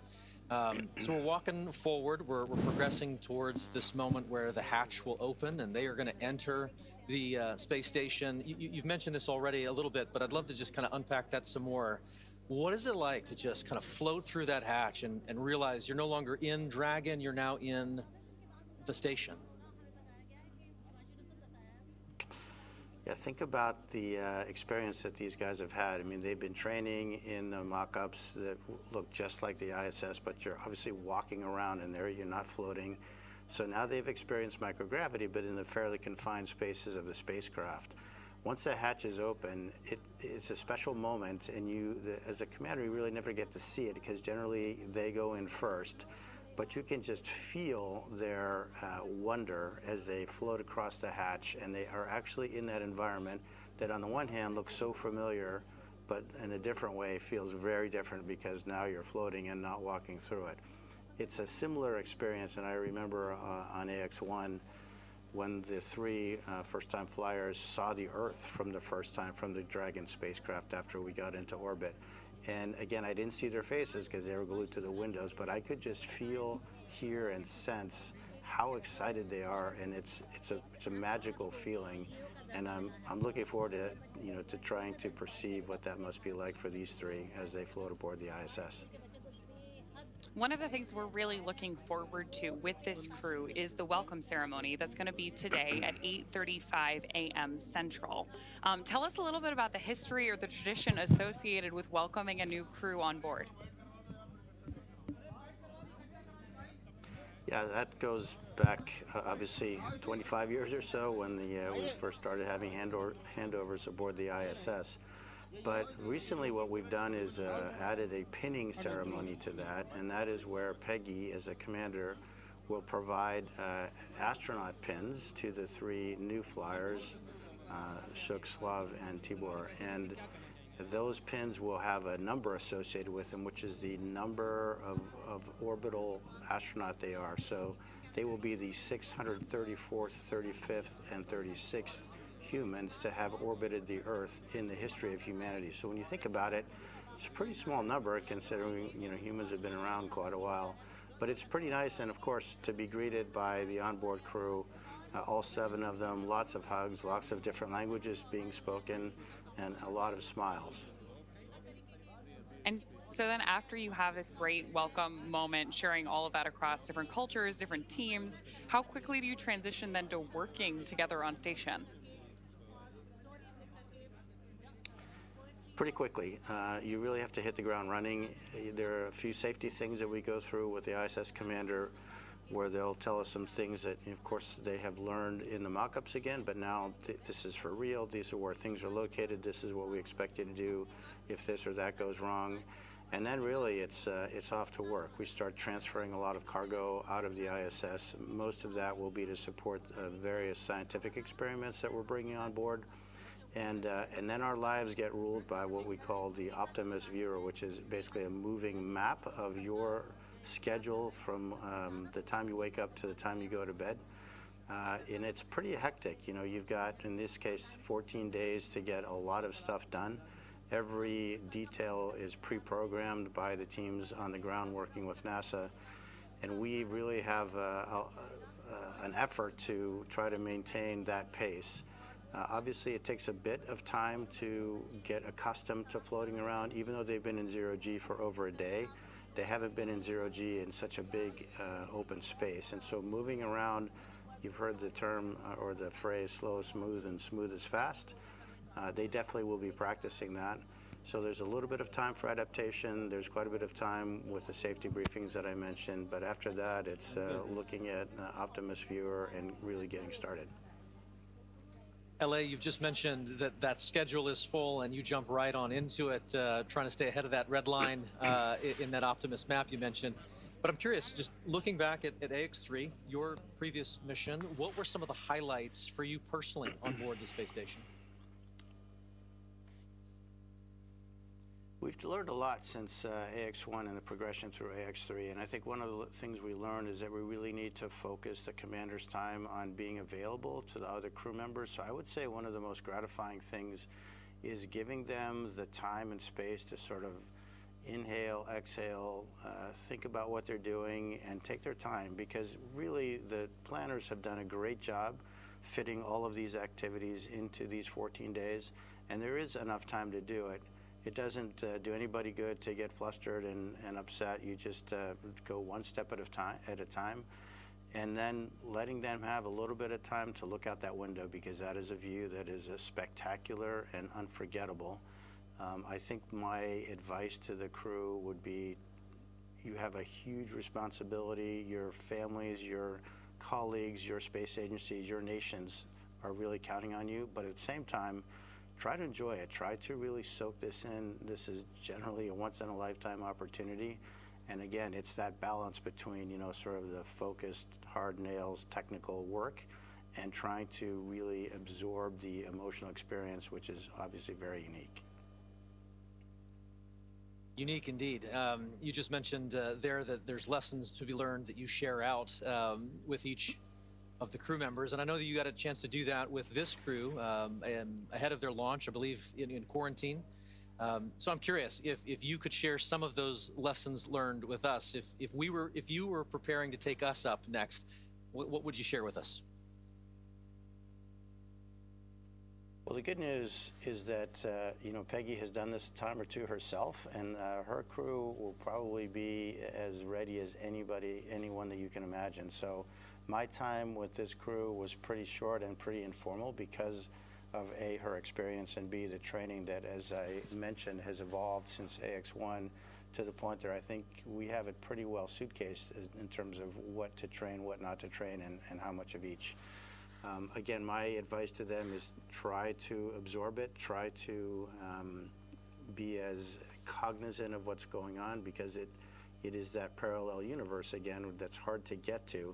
And the more of that you can sort of soak away in the recesses of your mind, the better, because I'm quite convinced that this crew in particular is extraordinarily well trained, and they'll have no issue getting through their timeline and all their activities that they have to do.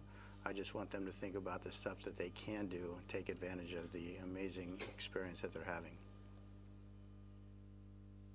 Commander, thank you so much. We truly could spend the next hour talking space with you. Thank you for sharing your time and your perspectives with us this morning. You bet. It's been a pleasure. All the best. Thank you. You too.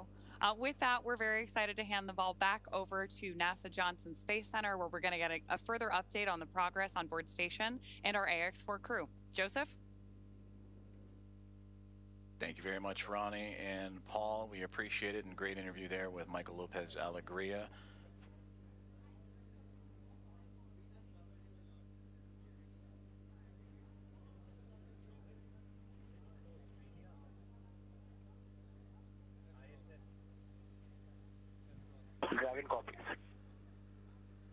Ladies and gentlemen, a few minutes ago we had seen a live feed of the ISS over Africa. You can see it in the live feed. Now it's over Australia. The ISS circles 16 times the planet a day, and right now it's over Australia. You heard that power and the connection with the umbilicals. Everything has been established. A hard mate has been created after the initial contact and soft capture connection and ring retraction. That was at 5:31 a.m. Central Time, so a little less than an hour ago. And we are still on board, as Ronnie, as you mentioned, tracking that welcome remarks and welcoming the crew formally on board the International Space Station around 8:35 a.m. Central Time. So far, everything's still being worked on in terms of those hatch opening procedures as the Dragon spacecraft has connected itself to the Node 2 Zenith port, or the space-facing port of the International Space Station, and we'll bring you back those views as soon as we have them, as we are continuing our coverage all the way up until those welcome remarks and bringing on the Axiom Mission 4 team, the fourth private astronaut mission to the orbiting laboratory. On board the International Space Station as we speak, as you heard those comms checkouts and power and communications checkouts continuing to roll on along. NASA astronauts Nicole Ayers and Anne McLean, who monitored Dragon's progress throughout the morning, from the approach initiation burn all the way through to the contact and capture. They are beginning those hatch opening procedures, and we'll continue to look at the APAS hatch and the pressurized mating adapter. That's the space that separates between the International Space Station and the Harmony module and the Dragon spacecraft itself. And in there, those series of hatches, the APAS hatch is, and the vestibule, of course, is what needs to be pressurized to allow for the APAS hatch on the International Space Station side to be opened and stowed away. And then from that angle, then it'll allow for the Dragon team to open up their side of their hatch.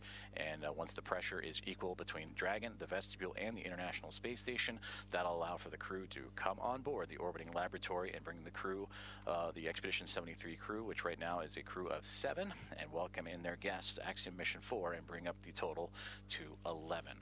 There you can see on your screen the International Space Station and the Dragon spacecraft together orbiting over the southeasternmost portion of Australia, and they are in an orbital nighttime period right now, and that'll stretch on for another few more moments, and we hope to have those great views of the space station and the Dragon spacecraft once the sunrise and orbital daytime has returned.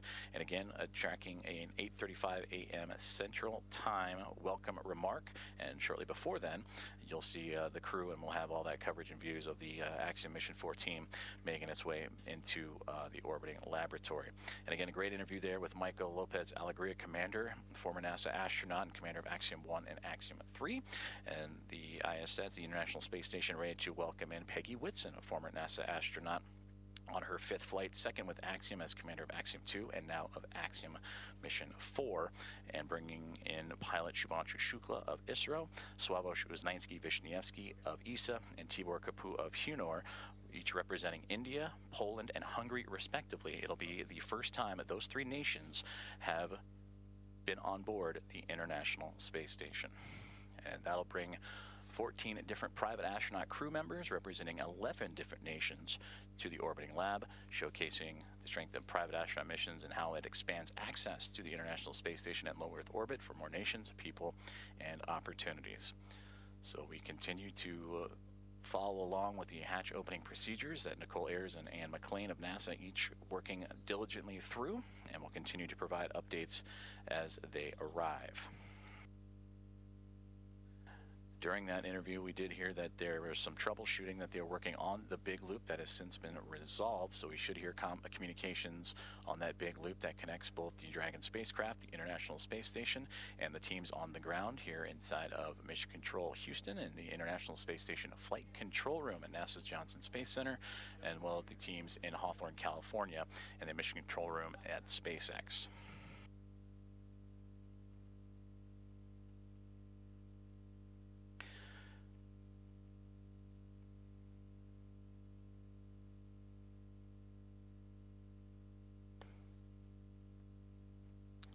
Currently on board the International Space Station. Oh.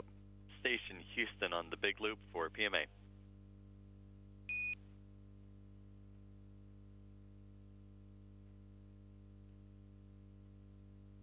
Houston Station, go ahead on the big loop.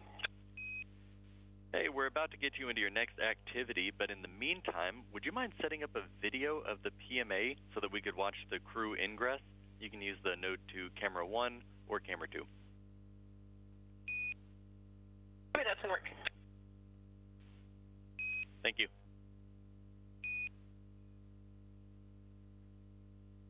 Communications from the ground here in Mission Control Houston up to the International Space Station, that PMA, pressurized mating adapter, and that is where NASA astronaut Nicole Ayers is currently operating in the hatch opening procedures, and they're asking to set up a camera so we can get live views in and witness the Axiom Mission 4 crew as they ingress or enter the International Space Station. So we'll keep an eye out for those views coming from that pressurized mating adapter just inside the Zenith, Node 2 Zenith port of the International Space Station, that space-facing port. Before those communications, I'm going to say aboard the International Space Station as we speak, the 7 members of the Expedition 73 crew, featuring Anne McLean and Nicole Ayers, who are prime characters in today's docking operations, joined by Takuya Onishi of JAXA and Kirill Peskov, alongside NASA astronaut Johnny Kim, Sergei Ryzhikov, and Alexei Zubritsky.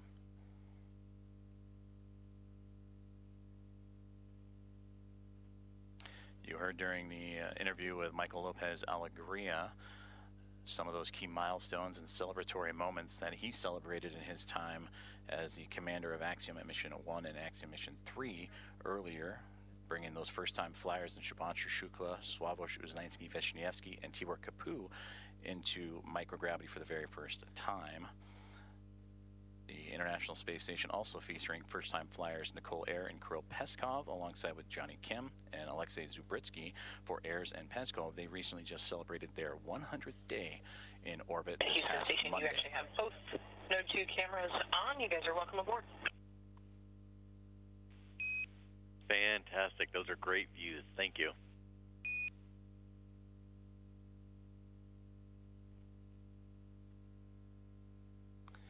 And there you see the live view that the team on board the International Space Station has just set up for us to see as we are inside the pressurized mating adapter, looking into what will be the APAS hatch that will eventually be pressurized, and the vestibule pressurized, pardon me, to welcome the Axiom Mission 4 crew aboard once everything is equal in pressure from SpaceX Dragon to the vestibule to the International Space Station, and the hatches on the Dragon and Space Station side are open. Everything will be on schedule to welcome in the 4-member crew, and the, again, welcome remarks tracking for approximately 8:35 a.m. Central Time, 9:35 a.m. Eastern, and you heard Michael Lopez Alegria talking about the pinning ceremony that will take place during those welcome remarks. I'm looking forward to seeing those as the team aboard the International Space Station continuing to work through their hatch opening procedures.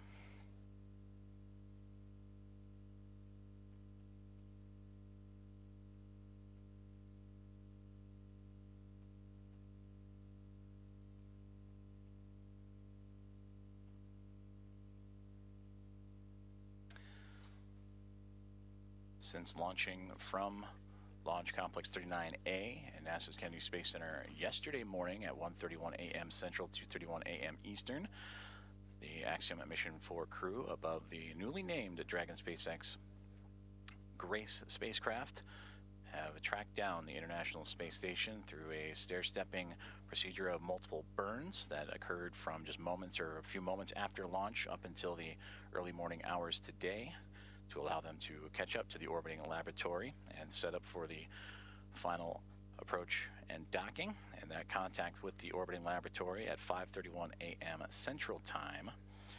And from that point on, it takes about 2 hours or so to allow for the hatch opening and hard mating procedures to be complete, umbilicals to be run, power and communications to be connected. And once everything is set, that's where you'll begin to see the hatch opening procedures and lead up to those welcoming remarks.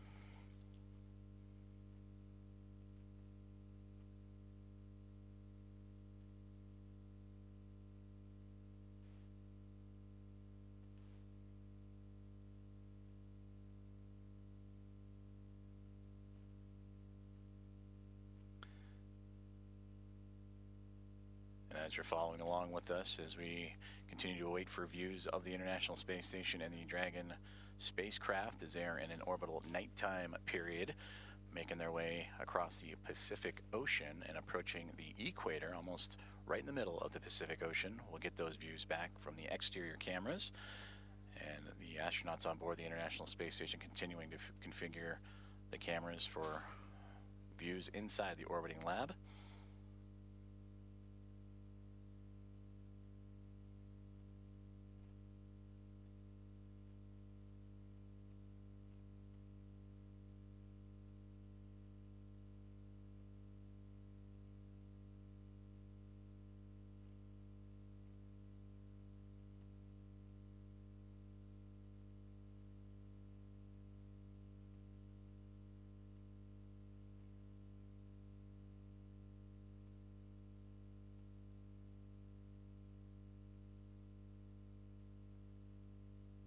If you are just joining us, you are watching a live coverage of the docking of Axiom Mission 4 to the International Space Station, the fourth private astronaut mission to the orbiting lab and the first since January of 2024. Docking has occurred, and that was exactly an hour ago, 5:31 a.m. Central, 6:31 a.m. Eastern. And now with Axiom Mission 4 attached to the International Space Station, docking and leak checks and hatch procedures and opening procedures continuing to move along. The crew aboard the SpaceX Dragon Grace spacecraft going through their procedures, as well as the 7 members of the Expedition 73 crew who are in the middle of their workday, and namely NASA astronaut Nicole Ayers and Anne McLean, who oversaw today's approach monitoring from the cupola of the International Space Station, that window to the world that you see so many wonderful views from. And Nicole Ayers currently working in the space-facing hatch of the Harmony module, where on the other side of the APAS hatch and vestibule is the Dragon SpaceX spacecraft. Ayers would use a small valve on that station's hatch to slowly introduce air into the vestibule. That's the space between the Dragon spacecraft and the International Space Station. That area has been exposed to vacuum of space, so that needs to be brought up to 1 atmosphere, or about 14 psi, what we know here on Earth as the pressure at sea level. And the flight controllers here in Houston will continue to monitor that pressure and temperature readings inside and verify that everything is leak-free before we go ahead and open up the hatches.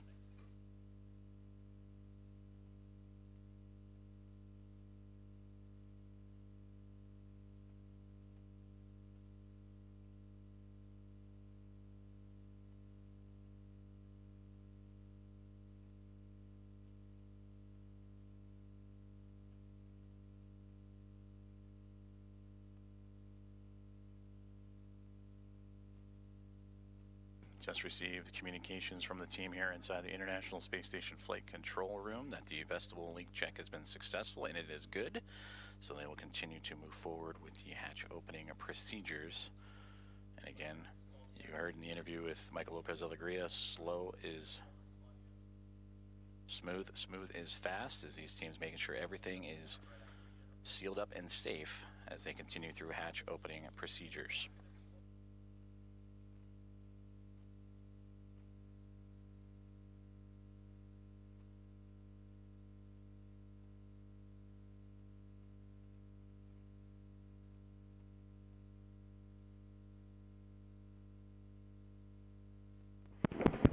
Everybody, please pay attention to the screen.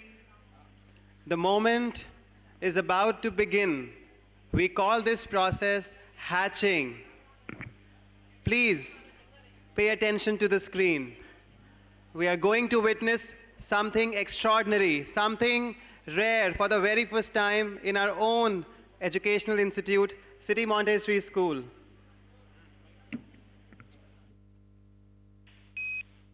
Station Houston on the big loop. We are doing some more troubleshooting for the C2V2 audio issue, so big loop is going to be down for another 5 minutes.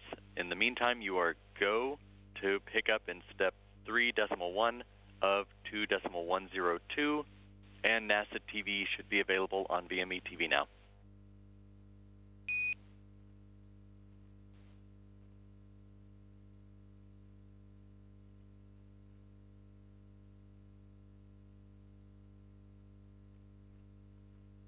When it's that historic moment, it's on right now.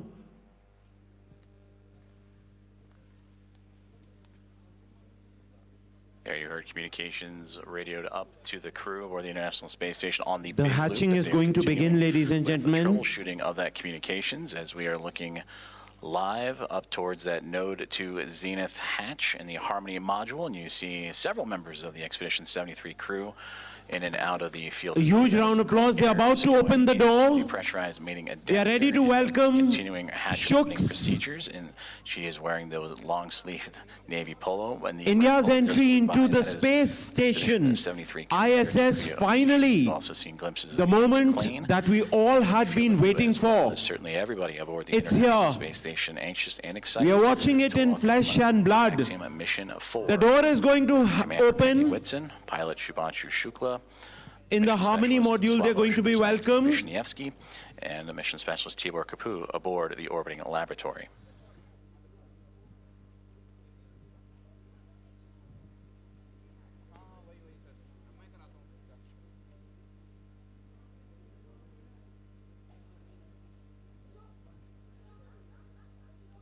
What a moment.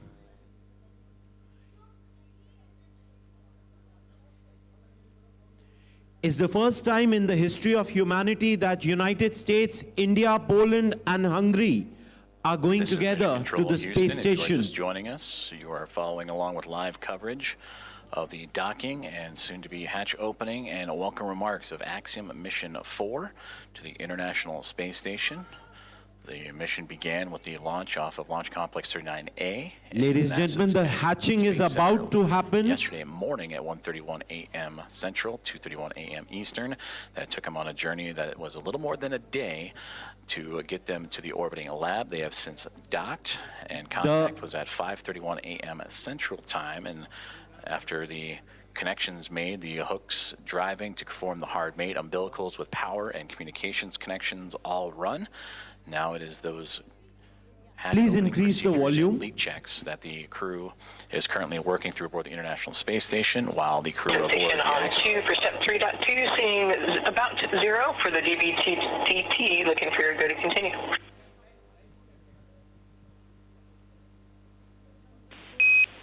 We see the same. You're good to proceed.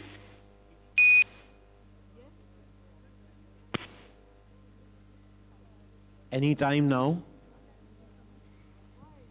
And continued communications as Nicole Ayers once again floating into that pressurized mating adapter and continuing those hatch opening procedures to welcome Axiom Mission 4.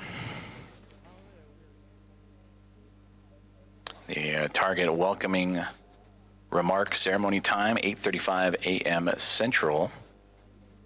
So a little more than 2 hours from now as leak checks and pressurization checks continue on before the APAS hatch and the vestibule and all procedures can be completed.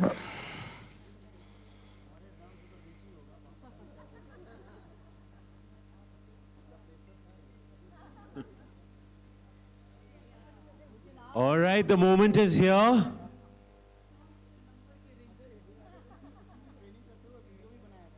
And a great view of some of those procedures as Nicole Ayers. Again, you can see her with that right hand turning the crank and working on that hatch to continue those procedures.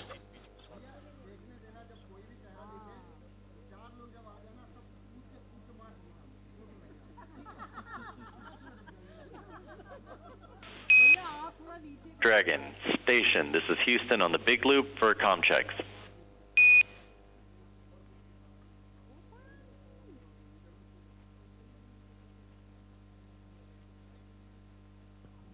Anytime now.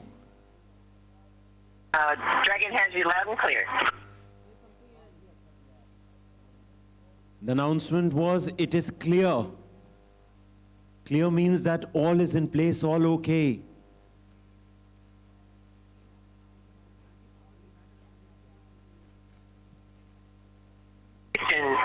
Dragon on the big loop. We have you loud and clear.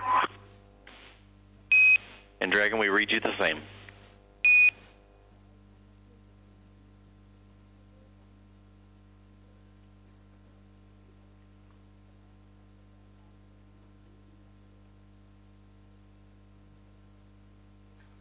Great communications checks there as the teams on the ground continuing to work on those communications between the International Space Station and the ground, as well as the teams here in Mission Control Houston and Dragon, as we are watching live inside of the International Space Station up into the Node 2 Zenith hatchway, as NASA astronaut Nicole Ayers continuing with her hatch opening procedures.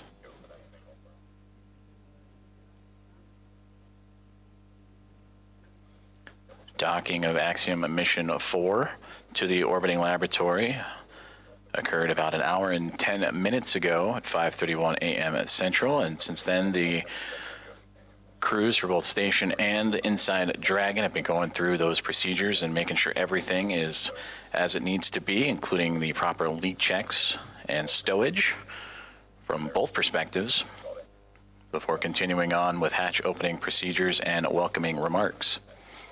We'll continue to provide updates, and you'll hear calls on the big loop of all four parties: NASA's Mission Control and the International Space Station Flight Control Room, SpaceX in Hawthorne, California, and the teams and the Expedition 73 crew aboard the International Space Station and Axiom Mission 4 aboard the Dragon and Grace. Dragon, Houston on the big loop. Stand by for hardline audio config.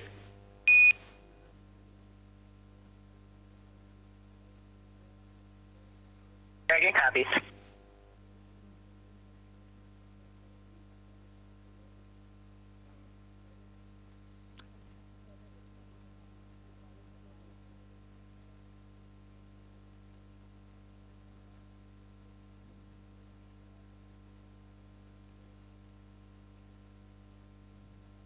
Ladies and gentlemen, you're noticing that all technical processes are being taken care of. For example, the gloves, to ensure the protocols of hygiene.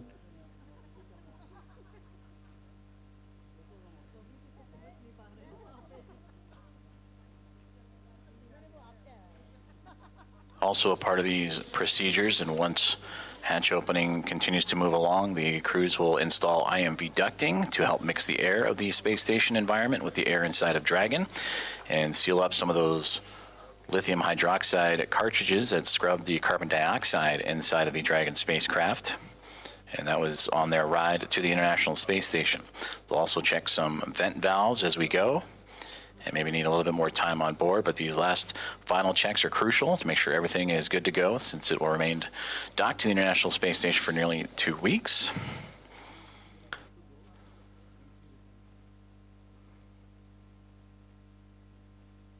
Even as the world is watching right now, all the Earth Yatris looking up to the Antariksh Yatris, our heads raised in pride.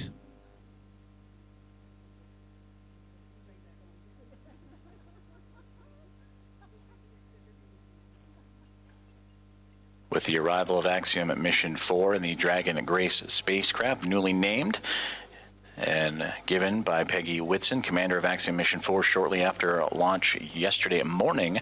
That now brings 5 spacecraft to the International Space Station, 2 Dragon spacecraft, a Soyuz MS-27 spacecraft, and 2 Progress vehicles, cargo vehicles, attached to the orbiting outpost. For Dragon, it is Endurance and Grace, connected to the forward and now zenith ports of the Harmony module, with 2 Progress vehicles and that Soyuz MS-27 also connected. And once the Axiom Mission 4 crew makes its way aboard station, that'll bring, since 1998, 288 visitors to the orbital outpost.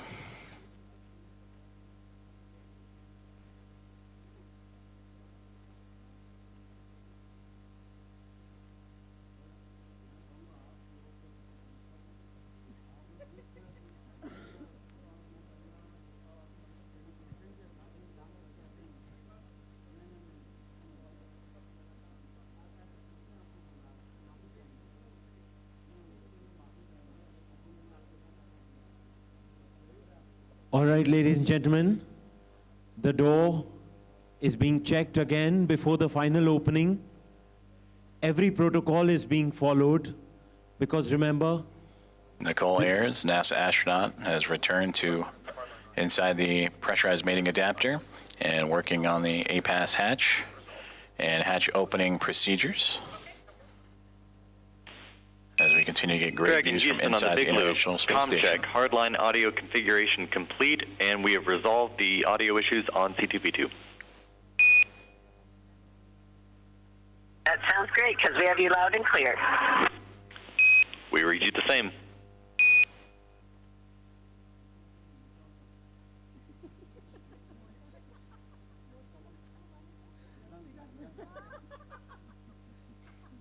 And that was a good communications checkout from the teams on the ground up to Dragon Grace on the C2V2 line, common communications for visiting vehicles, and that communications line connecting all parties.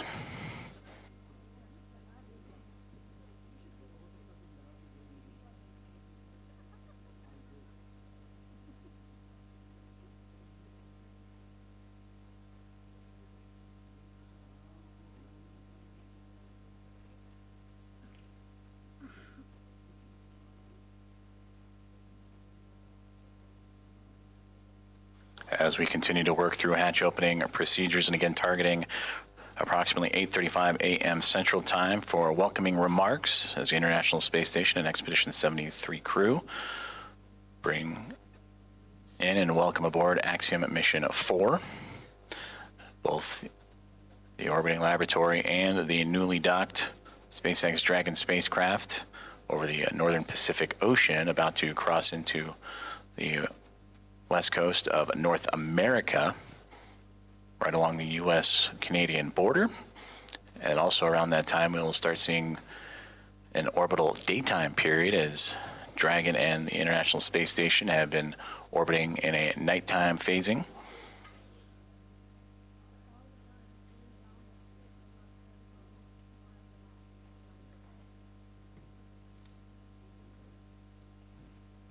So different experts checking the different parts of unlocking to ensure that this process is seamless and perfect.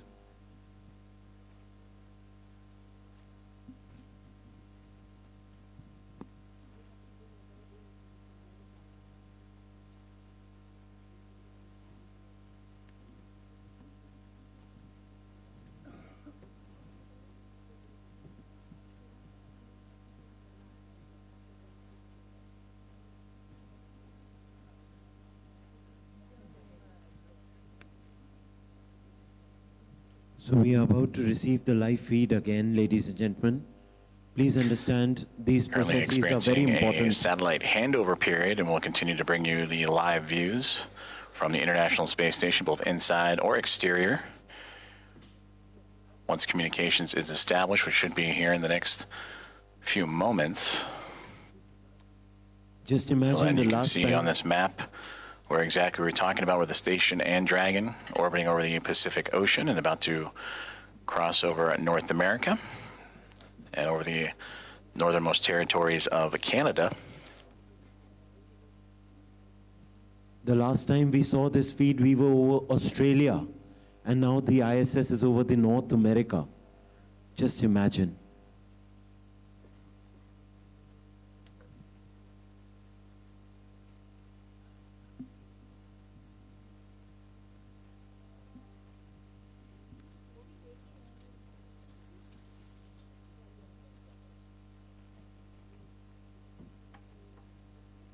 As we wait for those communications to return, to recap, Axiom Mission 4 has connected with the International Space Station after launching from NASA's Kennedy Space Center yesterday morning at 1:31 a.m. Central Time to connect with the space station at 5:31 a.m. Central this morning. So a little more than a day's transit, and where it would execute a sequence of burns to raise its altitude and close the distance between Dragon spacecraft, Dragon Grace, and the International Space Station through a phase burn, boost burn, close burn, transfer burn, and then eventually the co-elliptic burn, to make sure that the spacecraft is on the same pathway as the International Space Station and able to make its way up and over top of it to connect to the space-facing port of the Harmony module, the Node 2 Zenith port. As we now get views back inside of the International Space Station, that is a view from the other side. We mentioned the space-facing port. That is looking up into where the hatchways will be to allow for the Axiom Mission 4 crew to pass through and be brought aboard the International Space Station. For Peggy Whitson, commander of Axiom Mission 4, her second flight as an Axiom commander after previously serving as commander of Axiom Mission 2. This is her 5th flight and return to the International Space Station, where she continues to build on an impressive career, the most experienced United States astronaut. Entered the mission with 675 days to her credit, and will certainly add to that record-setting total in her time aboard the orbiting laboratory, and bringing up pilot Shubhanshu Shukla of ISRO, Sławomir Uznański-Wiśniewski of Polsa, and Tibor Kapu of Hunor. And for Shukla, Uznański-Wiśniewski, and Kapu, representing India, Poland, and Hungary respectively, for those nations, it'll be their first time coming to the International Space Station. Nicole Ayers, and the last one into the hatch, I believe that was Anne McLean, making her way in as they continue to work through hatch opening procedures.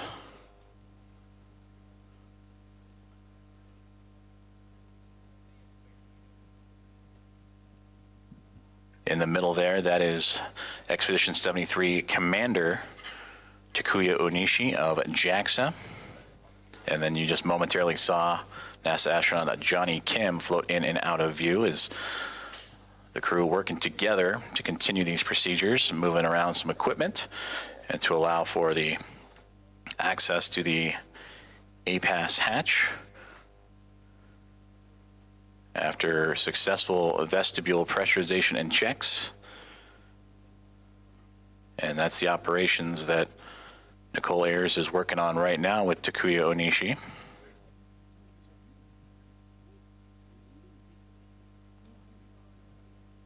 Ladies and gentlemen, the bags being placed to normalize the air pressure.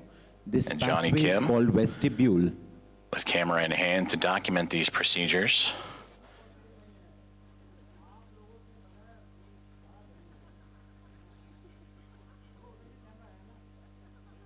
And again, just on the other side of this hatchway is where the Axiom Mission 4 crew, going through procedures of their own, inventory and doffing their suits that they wore on the uphill ride to their initial orbit. And after an off-duty period, would put back on for those dynamic phases of flight, starting with the approach initiation burn that occurred earlier this morning.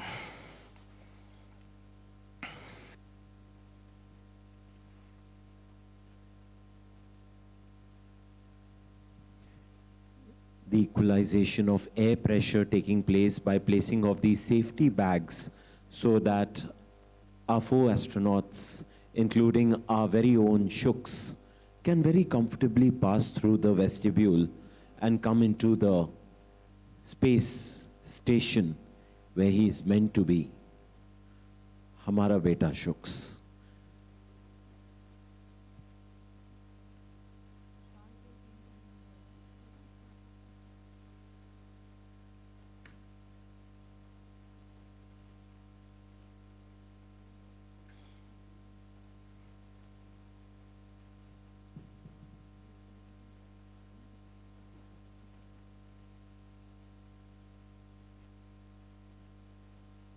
If you are just joining us, good morning from Mission Control in Houston in the International Space Station Flight Control Room as we are looking live inside of the International Space Station as Ladies and NASA gentlemen, astronauts Nicole Ayers it's about to, and the door is open, with Commander of Expedition the lights 73 are on, JAXA astronaut Takuya Onishi anytime going now, through a hatch. and you realize precisely now why as this process the is team called work together hatching. to open up that A-pass hatch and continue on with those procedures to welcome aboard eventually the Axiom Mission 4 crew with the welcome remarks. Currently still targeting. The big loop, the A-pass hatch is open and no condensation observed on the seals. Houston copies. Looks great. Thank you. And a perfect call down It's right live. there, as that is the A-pass hatch that we were just mentioning that Nicole Ayers and team have opened up and radioing down the And can you see the legs coming in? hatch with no Guess who? condensation reported. It's Peggy. A round of applause, ladies and gentlemen. Peggy is here. Somebody had gone in to check.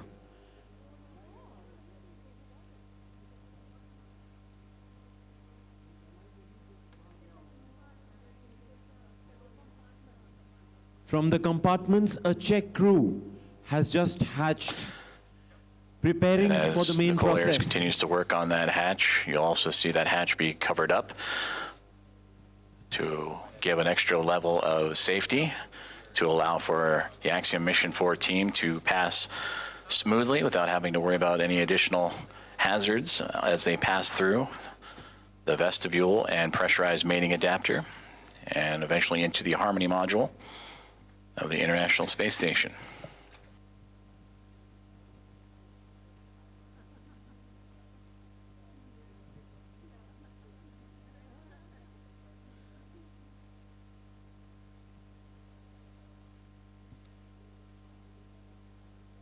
Even from there, ladies and Another gentlemen. step in this hatch opening procedure is the removal of the docking cross, which it looks like that is what Nicole Ayers is working on as we speak.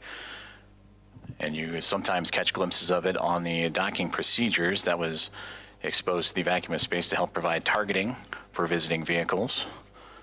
But that'll be another step in this hatch opening process again to help clear the way for that pass through between the Dragon SpaceX Grace spacecraft and the International Space Station.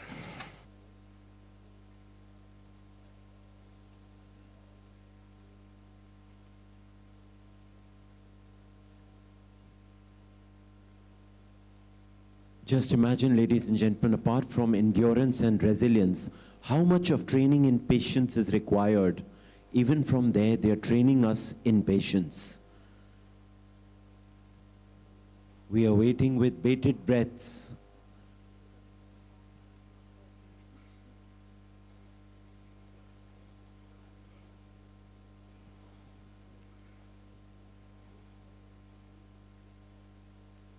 Hatch opening procedures continuing to move along for the teams aboard the International Space Station and Axiom Mission 4 as we draw closer and closer to the anticipated hatch opening and eventual welcome remarks.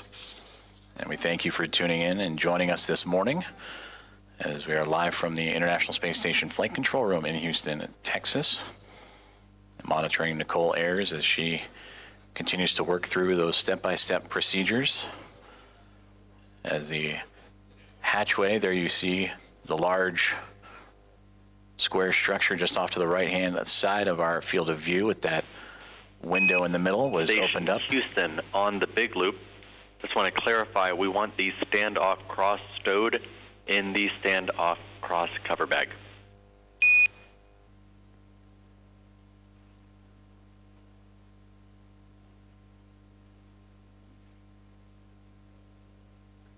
Station copies.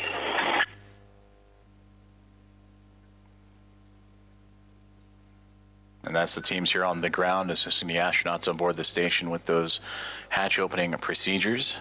As again, that zenith hatchway we were just mentioning before the comms open to the right that allowed Nicole Ayers and team to pass through.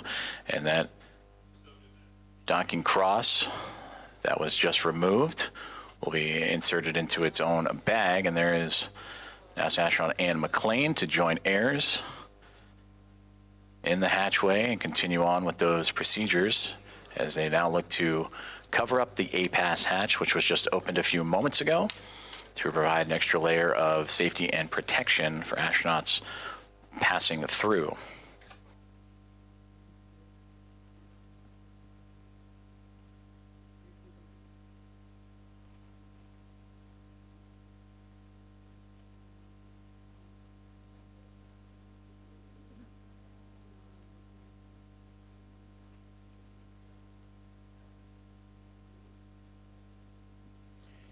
Ladies and gentlemen, the APAS just opened. That is an extra layer of security that is provided in order to provide our very esteemed astronauts to pass through. And guess what? Everything has been found in place. That means everything is correct. Everything is safe. Any minute now, we'll get the clearance and our astronauts will pass through and enter into the historic International Space Station, the ISS.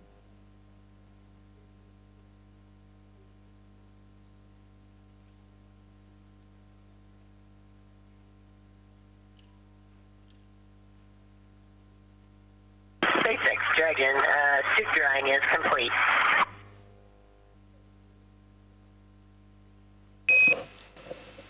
And Dragon, we copy on the big loop, suit drying complete. Just an announcement was made, ladies and gentlemen. I hope you heard that. Good all insight safety there checks from are the complete.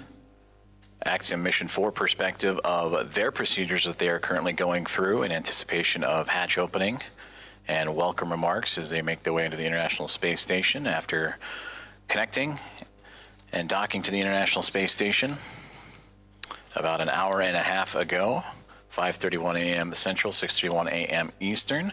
They went through their procedures, inventory and stowage and doffing of their suits that they wore from launch yesterday morning from Cape Canaveral, Florida at NASA's Kennedy Space Center, and then during the dynamic portions of operations, and are now settling into their flight suits that they will bring in and wear as they cruise into the International Space Station. And that's the view we see from the orbiting laboratory is NASA astronaut Ann McLean and Nicole Ayers working through their procedures for hatch opening. The APAS hatch is open after successful vestibule pressurization and checks. They are now covering up that APAS hatch. SpaceX Dragon in step 5 of 2.102. We're waiting your go for hatch open. Ladies and gentlemen, ISS has given the clearance. Dragon, SpaceX copies on the big loop. You are standing by for hatch opening. We are waiting for hardline hatch connections opening to be complete. I'll call back with a go. Okay, thanks. Sorry to rush you.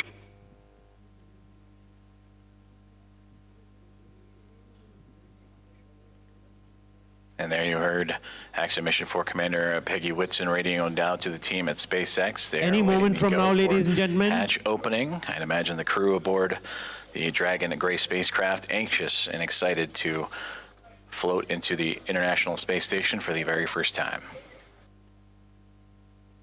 For the first time in the history, 4 countries, that is US, Poland, Hungary, and our very own India stepping into the ISS together.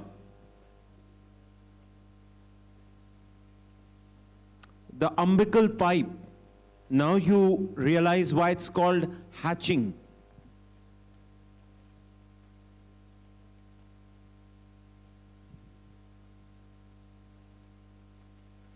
And you just saw that orange ductwork or hose-like piece of equipment that Anne McLean and Nicole Ayers were just operating with. That's a part of helping mix the air between the International Space Station and the Dragon spacecraft.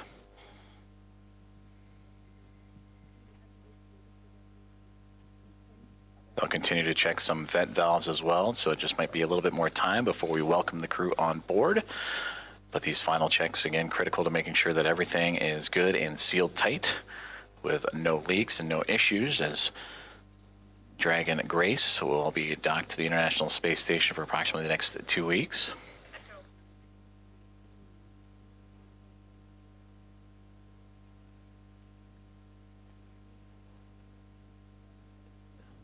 Anytime now, ladies and gentlemen, remember they'll be docked for 2 weeks. That's the time they'll spend on the ISS. So they have to ensure that every process is correct. Houston, SpaceX, station is ready for Dragon hatch equalization. They are ready for equalization of pressure. And look at the smile on her face. A smile of positivity. That says a lot. A smile that says, all is well.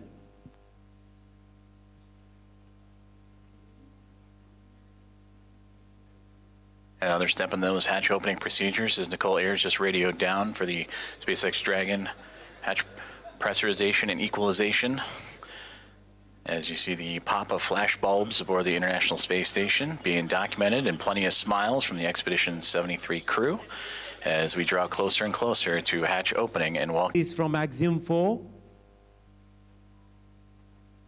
They flashed a light from there, signaling that they are ready to come on board the International Space Station. Meanwhile, here on the ground inside NASA's Mission Control, the International Space Station Flight Control Room, anticipation also building up as the room starting to fill with NASA leadership as well as the Athena flight team. The light is coming. The hatch opening procedures. Flight Director Allison Bollinger closely monitoring every step of the way as Nicole Ayers continuing to work through each checkpoint on her list. That's what you saw on the little tablet that she was referring to, making sure every step is covered as she has now floated back into the pressurized mating adapter across the APAS hatch. Station Houston on the big loop. We're still working some ground config actions before we're ready for equalization. In the meantime, can we get confirmation the that the smiles are getting bigger and bigger. The flash of light is getting bigger and bigger. It was in there when you guys called. Thanks. Any moment now. Copy, thanks. The moment that we all have been waiting for.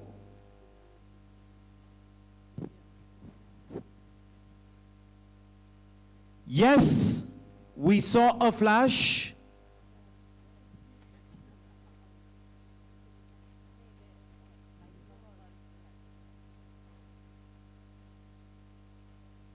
They are showing a victory sign from the ISS and calling them. Ladies and gentlemen, did you notice the V symbol that they made from the ISS?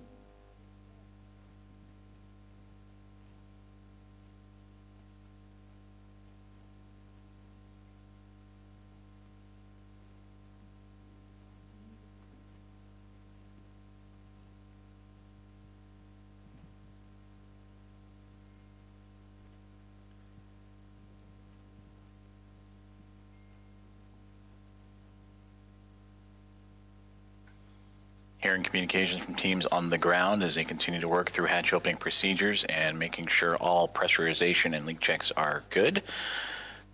They just showed the V symbol between the Dragon spacecraft and the International Space Station before the hatches can be formally opened on both sides.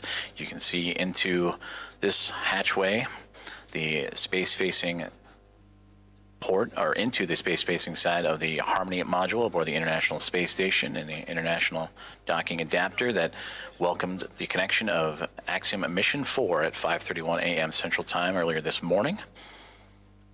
And since then, the crews aboard both the Dragon Gray spacecraft and International Space Station have been diligently working and continue to monitor the progress of that hatch opening, with teams on the ground also following suit.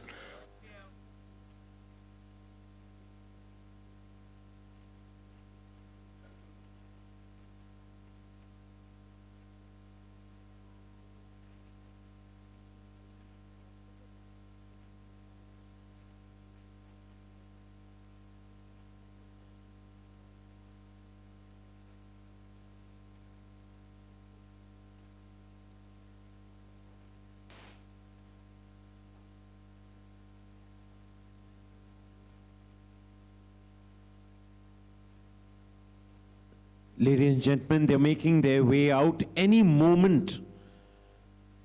The members at the International Space Station showing the V symbol, smiling through the vestibule, radiating positivity and welcome vibes. What a moment.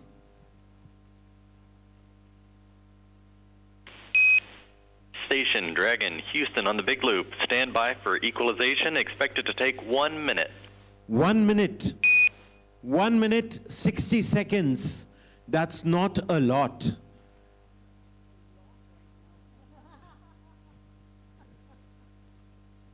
Station copies 1 minute. Dragon copies 1 minute.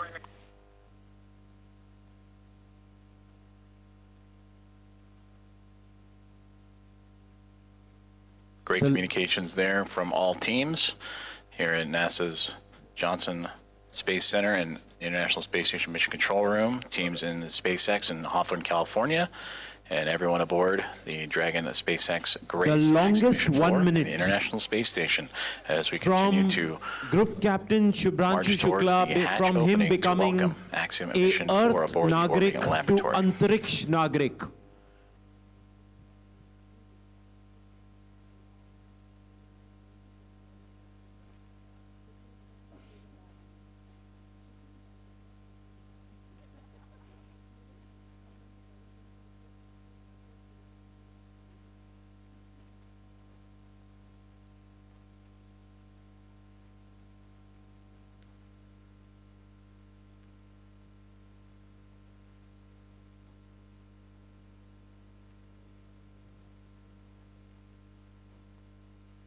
The longest 1 minute we've had. We're waiting. Shux, we are waiting. We are cheering for you. Looking up to you. The whole country, the whole world. Dragon SpaceX on the big loop. You are go for hatch opening per the decal, followed by the remaining actions in procedure 4.400, section 6. Dragon copies. Go for hatch open and remainder of steps in 4.400. The hatch from Axiom 4 has opened. And there they are, waiting to welcome. We are go for hatch opening is what you have just heard. If you are just now joining us, we're tuned into live coverage of the arrival of Axiom at Mission 4, so is it on the planet the International Earth. Space Station.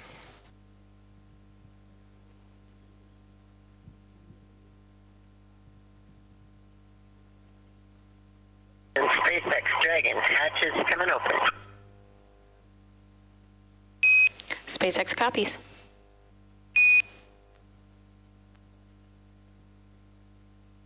The SpaceX family is ready. So is the Earth X family. So is the CMS family. And all of us waiting with bated breath.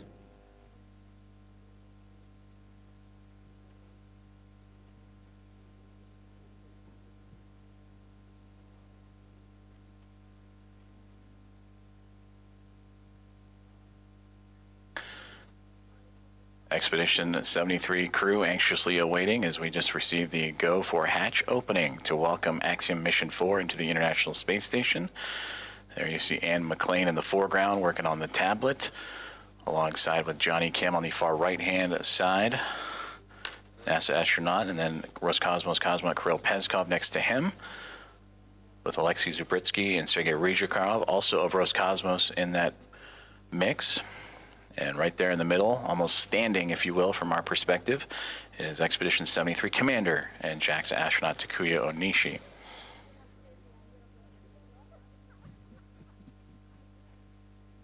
From this view, they are looking up. Dragon hatch is open at 12:14, and we're requesting the go for the LIO change.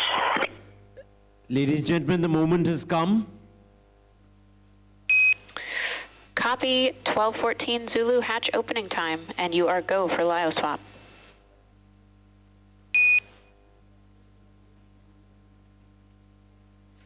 And there you heard that the hatch is open and confirmed at 7:14 a.m. Central Time, as the hatches are open between SpaceX Dragon Grace spacecraft and the International Space Station. Again, 7:14 a.m. Central, 8:14 a.m. Eastern.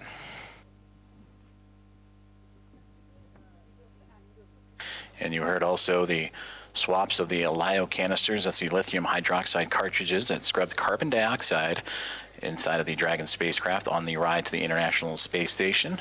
Also, Nicole Ayers out of view, but if from this perspective, looking up, she is operating with the Axiom Mission 4 team to help refresh the air and cycle air between the two craft as they continue a few more procedures before floating across and into the orbiting laboratory for the first time.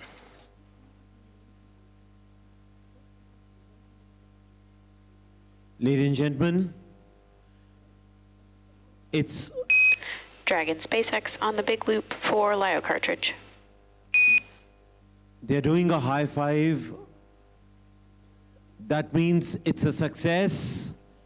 And any moment we'll get the visuals.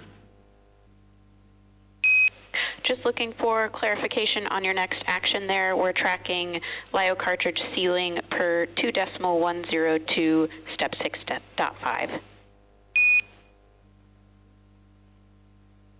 Oh, okay. And in my procedure, I had for the instructions on the decal for section.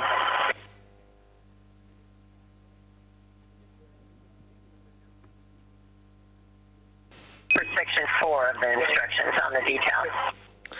And copy that, Peggy. We'll defer to the instructions in 2.102. Okay, that's where we are.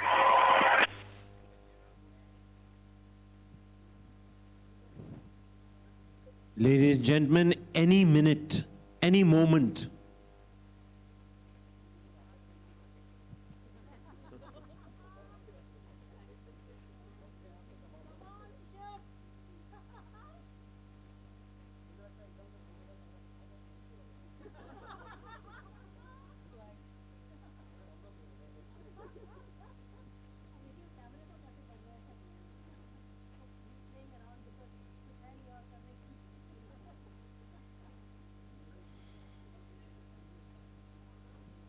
You just heard communications between Axiom Mission 4 Commander Peggy Whitson and the teams on the ground as they were talking about the swapping of the lithium hydroxide cartridges as the hatch has been opened between the Dragon spacecraft and the International Space Station just a few moments ago at 7:14 a.m. Central Time. And this is a view inside the International Space Station, looking forward, if you will, as the astronauts and cosmonauts aboard are looking up. That is towards the space-facing port of the Harmony module. That's where they are in now. If you were to keep going forward, if you will, that is the forward port, which currently is occupied by Dragon Endurance from a crew at 10. And a great microgravity demonstration of the camera that Alexei Zubritsky is using to help document and be a part of the welcoming committee for Axiom Mission 4 here in the next few moments.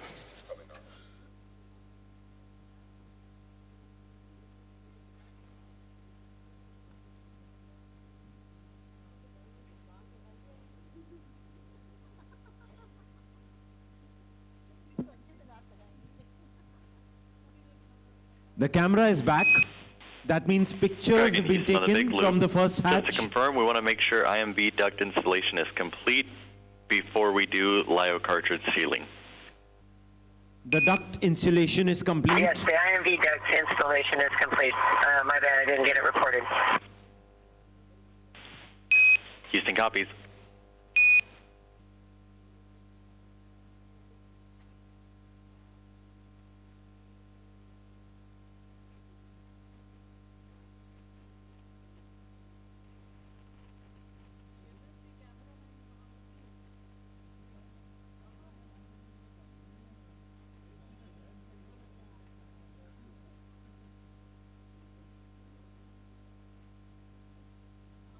Are they here? Now we switch views from pretty much the point of view of what the astronauts have been looking at from what we have seen. They were looking up, and this shot up into that Node 2 Zenith hatchway of the Harmony module. That is Nicole Ayers, NASA astronaut. Yes. Just on the other side of that APAS hatchway, working with the Axiom Mission 4 crew. You heard them talking about IMV ducting and LIO cartridges. That IMV ducting helps mix the air of the International Space Station environment with the air inside of Dragon.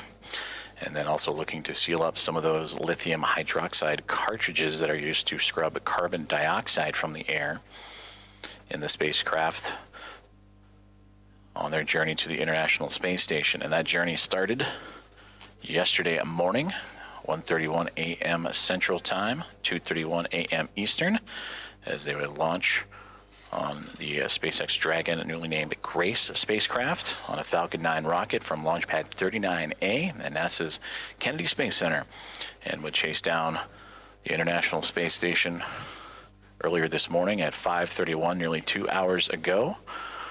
5:31 a.m. Central, 6:31 a.m. Eastern, a little bit more of a day's transit. Houston and SpaceX Dragon arrival configuration is complete. Arrival continuation is complete. As soon as they get a green signal, they'll enter. Yes, they are. Ladies and gentlemen, we see the light at the end of the tunnel.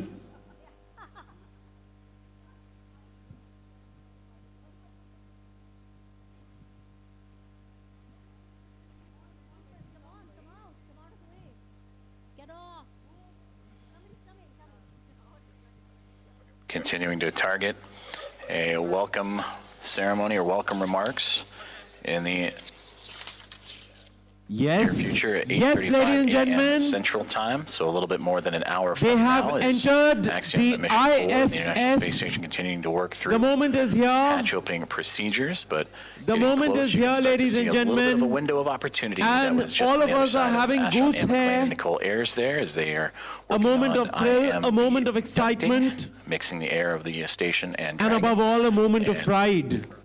Lithium hydroxide cartridges, stowage and swapping out.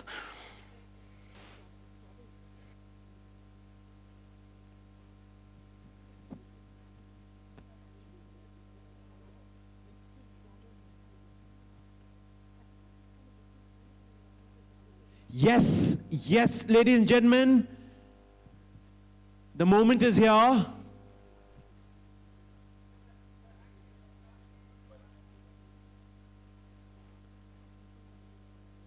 Anytime we'll get the visuals of... So Anne McLean and Nicole Ayers are starting to clear out the hatchway, and we are going to see Yay! the first views of Axiom Hamara Mission 4. beta Commander Shux! Peggy Whitson, the first one across the APAS hatch, receiving Bharat big Mata hugs from ki! Nicole Ayers and the Expedition One 73 day! crew. One day! Axiom Mission 4, Hamara... welcome aboard the International Go Space Shux!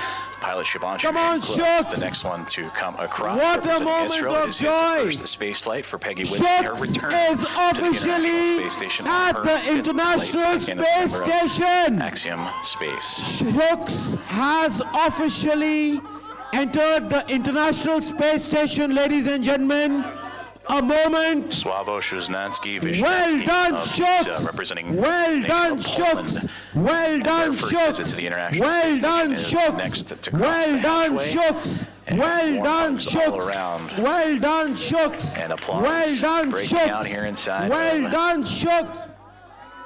Mission Control, Houston, and International Space Station. Well done, Shux! Shux! Tibor Kaput, Shux is officially at the International Space Station. Hungary, their first visit to the International Space Station as well. And thank you, all the press people, all the family members, most importantly, well done. Congratulations all. Most of all, congratulations, Shux. So happy that you've arrived there Great safely. big hugs and handshakes It across was all worth it. It was worth the wait. all members of Expedition 73 Absolutely wonderful to see you. and Axiom Mission 4. Now he's experiencing, weightlessness for the first time, and they've been given some drinks to have. There you go. Sergei Ryzhikov and Alexei Zabritsky of Roscosmos, and Takuya Onishi, commander of Expedition 73, and of JAXA, with handshakes and hugs for Peggy Whitson, Shubhanshu Shukla, Sławomir Uznański, Vishnevsky, and Tibor Kaput. There we go. I think for the first And time, with their Shux is arrival at the getting International to get a Space drink Station, that now makes while at the 288 station visitors for to the the first orbital time. Yes, laboratory. look at that. Look at that. Getting some sustenance. Wonderful. So happy. Yeah, they really, really needed it, no? They look as if they really were needing this drink. Amazing. Amazing. The first thing they're doing is to have their drink. Beautiful. Amazing, amazing, amazing. Wow. We can't hear you. The camera. Amazing. Look at that. So happy, so happy, so happy.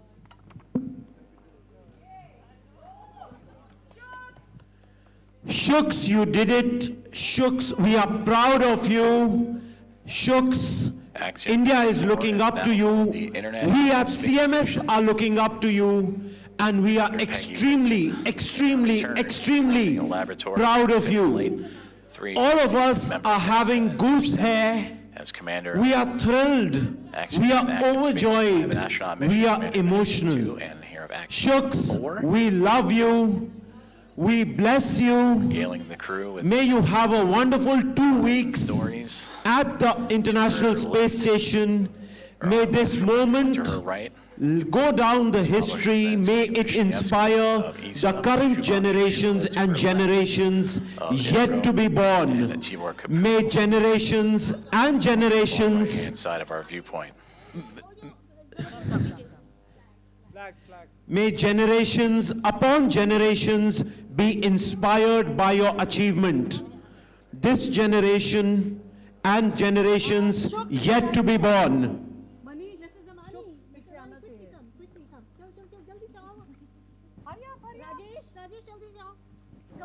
Rajesh दौड़ के run Rajesh को करना come on listen पीछे शुक से लेते रहो you never know when they might move I know. The crew is safely aboard the International Space Station. Welcome again to Axiom Mission 4. And we are continuing to target a formal welcome remark from the crew and being joined by the Expedition 73 team as well. That'll be at approximately 8:35 a.m. Central Time. And from there, they will receive a safety briefing and begin their nearly approximately 2-week mission aboard the International Space Station, in which they will participate in around 60 research investigations representing 31 countries, with more than 24 of those experiments sponsored by the ISS National Lab. What a moment, ladies and gentlemen, that has gone down the history of humanity. We are proud of you. Jai Jagat. Jai Jagat. Back at our coverage here inside of the International Space Station Flight Control Room. Yes, our student, our boy. Station Houston on 2. Thanks for the wave. Great to see everybody. You could do that. Yeah. He's a hero. Look at that. She's going to say something. Yeah. Houston Station, we're happy to be here. It's so great to be here finally. It was a long quarantine.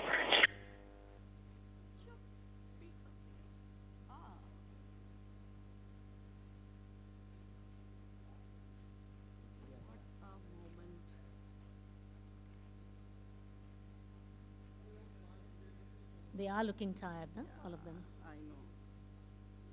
And the way they had their drinks, actually that spoke a lot.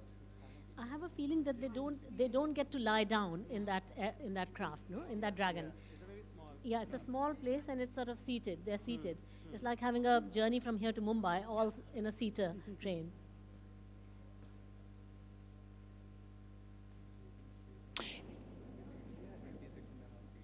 Yeah. And with the crew now in the space station, we're going to wrap up our portion of the live joint coverage from Hawthorne.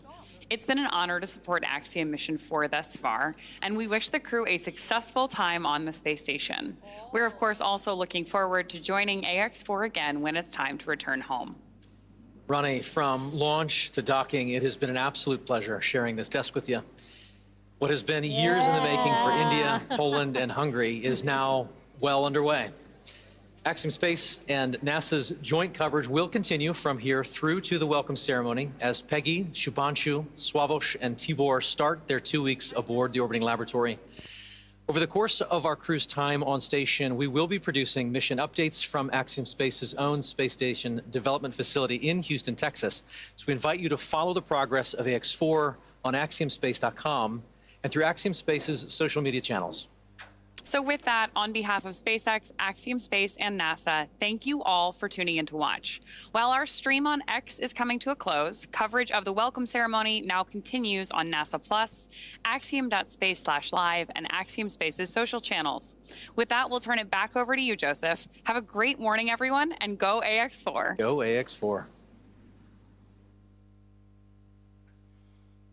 Thank you very much, Paul and Ronnie, and thank you for joining us on this morning's broadcast as we continue on with our live coverage of the arrival of Axiom Mission 4 to the International Space Station, the fourth private astronaut mission to arrive to the orbital outpost, and the first since January of 2024.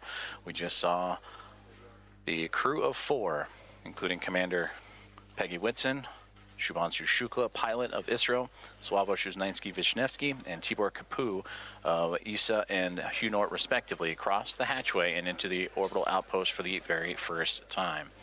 We're continuing to follow along as we'll wait for the formal welcoming remarks that are currently scheduled for roughly 8:35 a.m. Central Time, so a little bit more than an hour to go as the crew continues to settle in. After you heard the remarks from Peggy Whitson mentioning the long quarantine, the ride up, which took a little bit more than a day's time to do so, as the teams here in the International Space Station Flight Control Room and special guests in the viewing room at the back of your screen on hand to witness this special moment, and also to be a part of a handover period as the Orbit 1 team wrapping up their day's work, which certainly was busy.